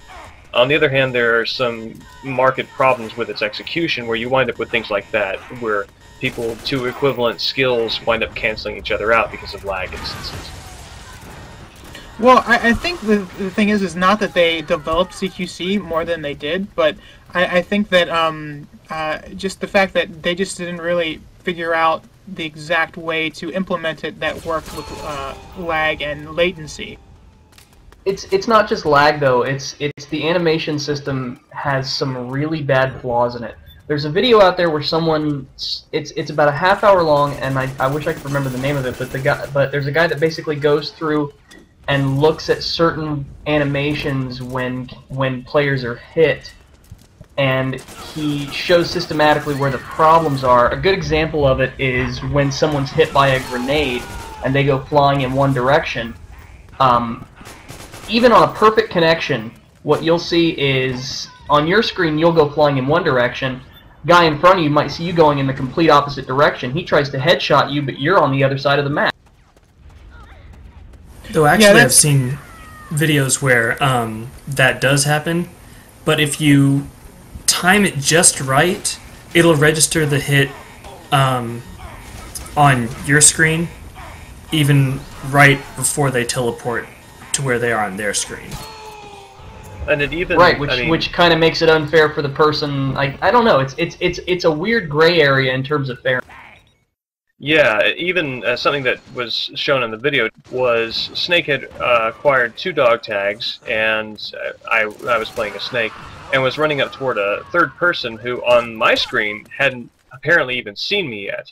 Their camera could have been focused toward me, but as soon as I went up to CQC them, and I actually knocked them out, I was headshot. And that's the kind of lag situation that, you kind of want to feel that your defeats are at least earned, and it's kind of difficult to feel that when you get headshot by somebody whose gun is not even trained on you on your screen.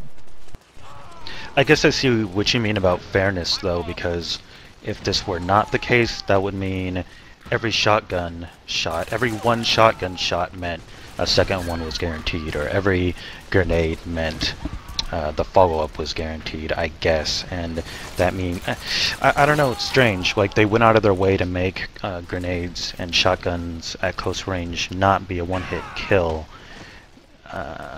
But I don't know, like, so at that point, should it have just been a one-hit kill and you shouldn't even have to worry about the physics afterwards? Or is it fair that they get another chance to escape the situation? Or is it unfair that you earn the knockdown but the follow-up is unreliable? It seems it's tricky. I almost want to say it seems like they anticipated the problems and tried to preemptively correct for them. I think that's right. I think that some of the oversights wound up. I think the oversights wind up being oversights in terms of how we mentioned this before. How these rules, how these accommodations are actually applied.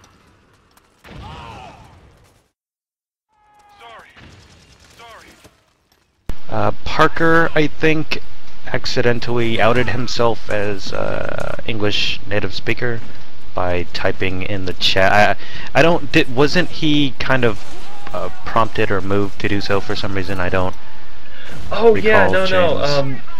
You were on the other team, and you were stepping away from the keyboard. I mean, from the keyboard. You stepped away from the game, right. And he shot you, and which as would be fair, and so then that upset them because they viewed that as unfair play, which is noble and surprising. Right. Do not asterisk the man who is sleeping. Yes. Yes, do not asterisk the man who was sleeping. I can only assume that was probably kill, which is censored out for some reason. Wasn't it team sneaking? Maybe they didn't want us to kill people who were knocked out. I don't think so, because I remember from the footage, like, Jarrell was not asleep. His character was just standing there, and not moving. But, yeah, Parker outed himself by saying sorry, when... This was before they clarified what they were upset about. He just wrote sorry, and then, as happens on the Japanese servers, whenever somebody outs themselves as a native English speaker, everything gets very quiet, and people act almost as if like their cover's been blown, and they just get very awkward. So then somebody typed "go out" in capital Go, capital Out as a way of letting him know what was up. With many spaces in between, should be noted. Yeah, I mean, it wasn't like this so much early on, and I still think they're pretty reasonable about it, especially compared to the American audiences about basically anything ever at all times. But it became an issue after enough time that connection between Japanese players and American players kind of was not always conducive to very lagless play. So there are some players. I mean, it's mostly a survival thing, as I think Hal mentioned earlier. But sometimes, yeah, you'll jump into a game that people are taking somewhat seriously, and then once it's clear that there's an English speaker, they'll be more inclined to blame any issues with the matchmaking, with the lag, with I tried to CQC and then this and this and this happened on the American player. So this was one of those instances. Like it was either that, or because they were trying to communicate an issue that, oh, this guy is idling, and we have to respect that, let's not kill him. But so I think the go out was either because, yeah, there was a lag issue, or because, well, how are we supposed to communicate to you that we have these honor-based rules that you're not honoring by shooting a guy who's just standing there. So, yeah, a little. Yeah. just a little spat based on that, and then somebody else who seemed to have better English skills on the Japanese side clarified it well enough, and all was well after that. But I think actually, they were actually really cool. Parker or I think there was some point at which they tried to get either Parker or me booted out of the game, but that might have been a different instance, I think. Yeah, that's something I found when I was going back through the footage, is that there were actually two different incidences where we had that sort of conflict. The go out one ended amiably, with everybody going, okay, alright, so we're going to play this game and we understand that these are the rules and let's just keep going. And everything was fine after that. Then there was another game where we played where a lot of people, I think the majority of the people in there were actually from our group, because we had like 7 people playing at one point, I think. It was a pretty big number, and it was so much so that any vote to kick somebody was was overwhelmed just simply because of our votes alone. And the people who were in there were getting pretty aggravated about that. There was one point at which a Japanese player, I think, team killed you, specifically because you could not get kicked, and which I guess, you know, if you're playing in like an honor-based rule or whatever, that's a pretty big insult. But yeah, so that went on for another game, but that was another issue for another group of people. The Japanese players, I find, they tend to be a lot more amiable, a lot easier to work with. Even in the face of like connection problems, they're still pretty, you know, open to playing with people from other backgrounds and whatnot. I mean, you have the same percentage of people who are tolerant and intolerant as I think you would find anywhere else. And I think that would probably be true of, you know, folks you met just around on the street and stuff like that. Folks who would be kind of like, oh, foreigner, and other folks who would be like, oh, hey, another person from who's different. Do you guys find yourselves using this kind of lying on the back, responsive shooting after getting knocked down very often? I seem to remember there are a lot of tactics that I remember people using a whole lot more in the earlier days of the game than I've seen them use toward the end of it.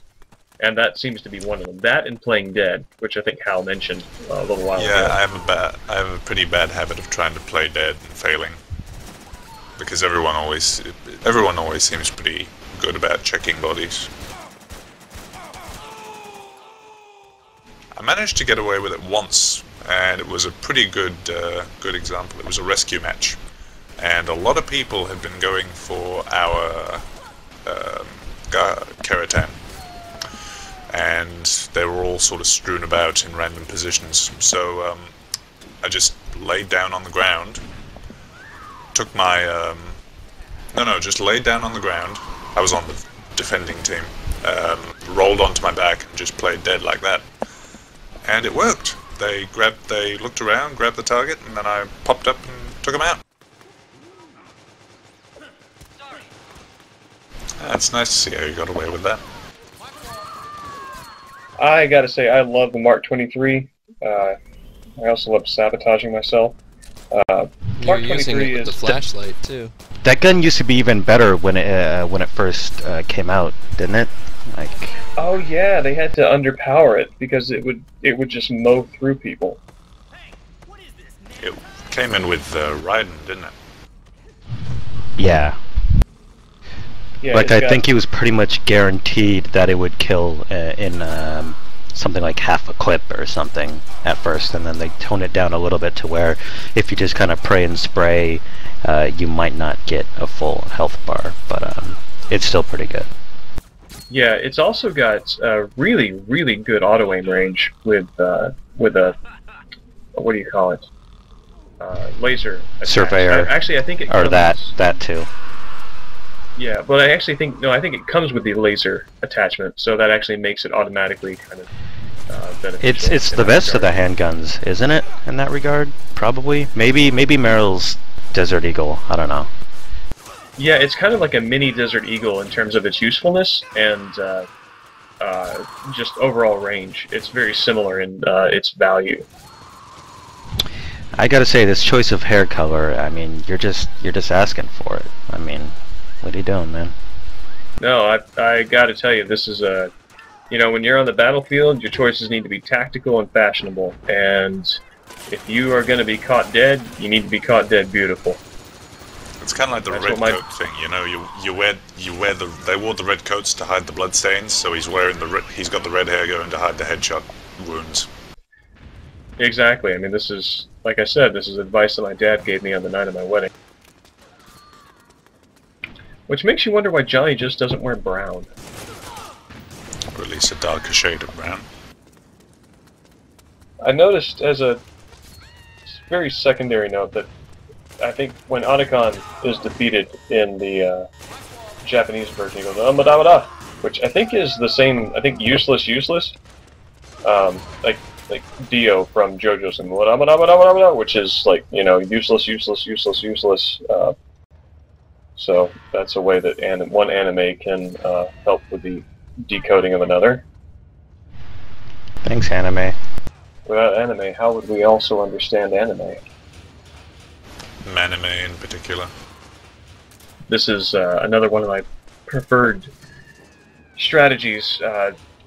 Not because it works reliably, that's certainly not why I play this game, but because when it does work, it's very gratifying. But I find, as you and I have discussed a few times, Terrell, that the less this game is played to be good at it, the more fun it is. At least that was the conclusion I came to. I don't know if you wound up agreeing with it or not. Not in front of the children. The drum can, I have found it to be so much more consistently useful in this than I ever used it in the offline game. I virtually never used it in the offline Metal Gear Solid 4. I don't think I particularly used it in either, but oh well. It can be really useful, as you might see here again. It's really good for moving very quickly upstairs, more so than the box. Something that I noticed that they changed between Metal Gear Online, the first one, and this one, is the box was, and this is also true of Metal Gear Solid 3's offline game, now the only Metal Gear Solid 3 game, is that equipping the box would enable you to move up slopes and therefore slope-shaped surfaces like staircases much more quickly, whereas in this game you kind of very slowly trundle up them, even if you have box move 3. And here, with the drum can rolling, you can move upstairs very quickly, and that can be really a useful way of getting around traps that are set on narrow staircases, like the one at Midtown Maelstrom, and also little areas like this. I will Looked tell you like that somebody's character name there was Believe with L-I-E. That is End of the World, Nick. Oh, really? Okay. Cool. I should point out, though, that by my recollection, moving while under the box completely disguises the sound of your steps, whereas a drum can definitely is not subtle in terms of audibility. So that is one balancing factor. Right. In that fashion, the drum can is a distant relative of the bucket from Metal Gear 2, isn't it? I guess so, isn't it? I kind of want to make a YouTube video of like the microwave hallway from Metal Gear Solid 4, that sequence, but like this is what splice the upper portion and then cut off. You never did finish. Oh, well, now I'm not going to say it. I'm going to keep the mystery. No, go ahead. Nope. I'm just going to leave you wondering. Oh. No, Grant, this is the way it's got to be. I think that if we knew the answer, it would destroy the wonder, and we really want that. Right, like I need something up on you guys. It's the only way I'm gonna get by in this harsh post-apocalyptic SB world. An idea lost to the times. Oh, Nick, I'm so sorry, Nick. Getting in there. That actually looked amazing.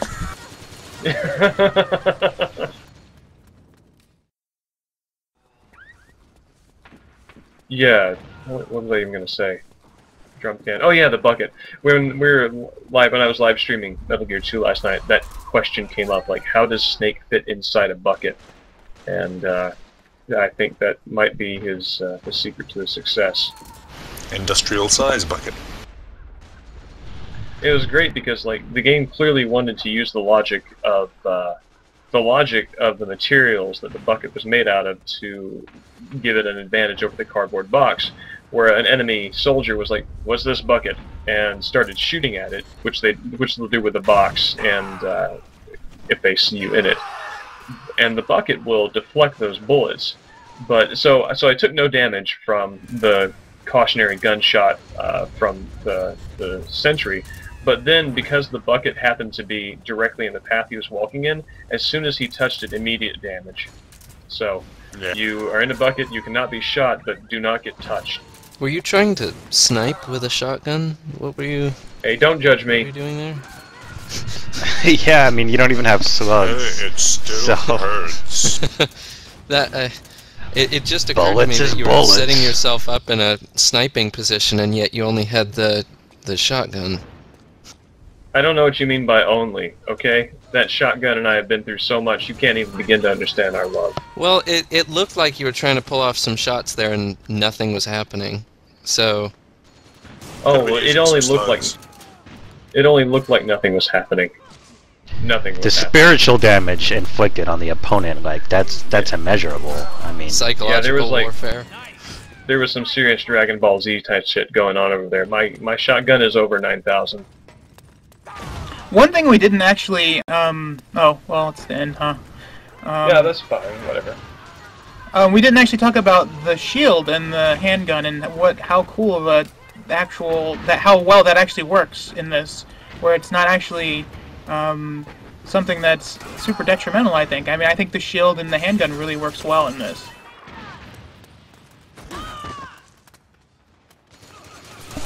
But can you use the shield and the handgun at the same time, or are you talking about like individually? No, yeah. Can't you peek around the? Well. Yeah, I think I've seen people doing it. I've never done it myself.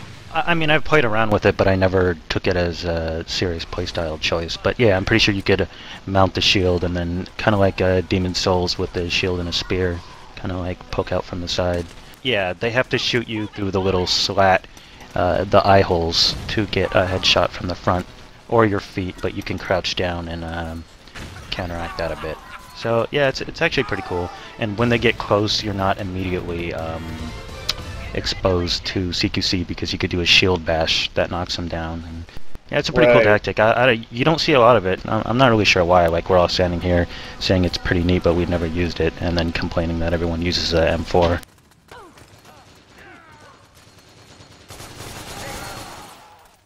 This was so aggravating because Snake was dead in your spawn area, and one of your teammates got knocked out directly over him. So every time you tried to wake up your teammate, you would wind up waking up Snake. And every time you would try to shoot Snake, you would shoot your teammate, and then you had other people from the other team coming in and picking you off. What a headache. So, well, we've reached the end of our tour. Did you still want to do the sign out thing, or just no? Oh, right. Oh. Yeah, I was thinking we have to close this out somehow, because we just rambled on.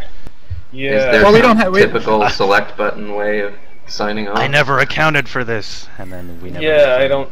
James again. Really... He's in the newspaper. Good day, sirs.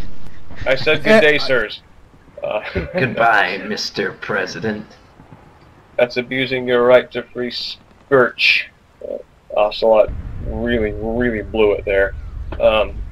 Well, that's all. Thanks for listening to the official weekly Family Guy podcast. Join us next time for more Holy Crap Lois. I think that did it. We got it. So go home, boys. Good job. Well in the spirit of MGS. But, okay, so here we go. Thank you very much for watching the SelectButton.net Metal Gear Online vidcast. Once more, our contributors are... Analogos. Ashura. Diplo. Secret Character. Nitroid from KojimaProductions.net.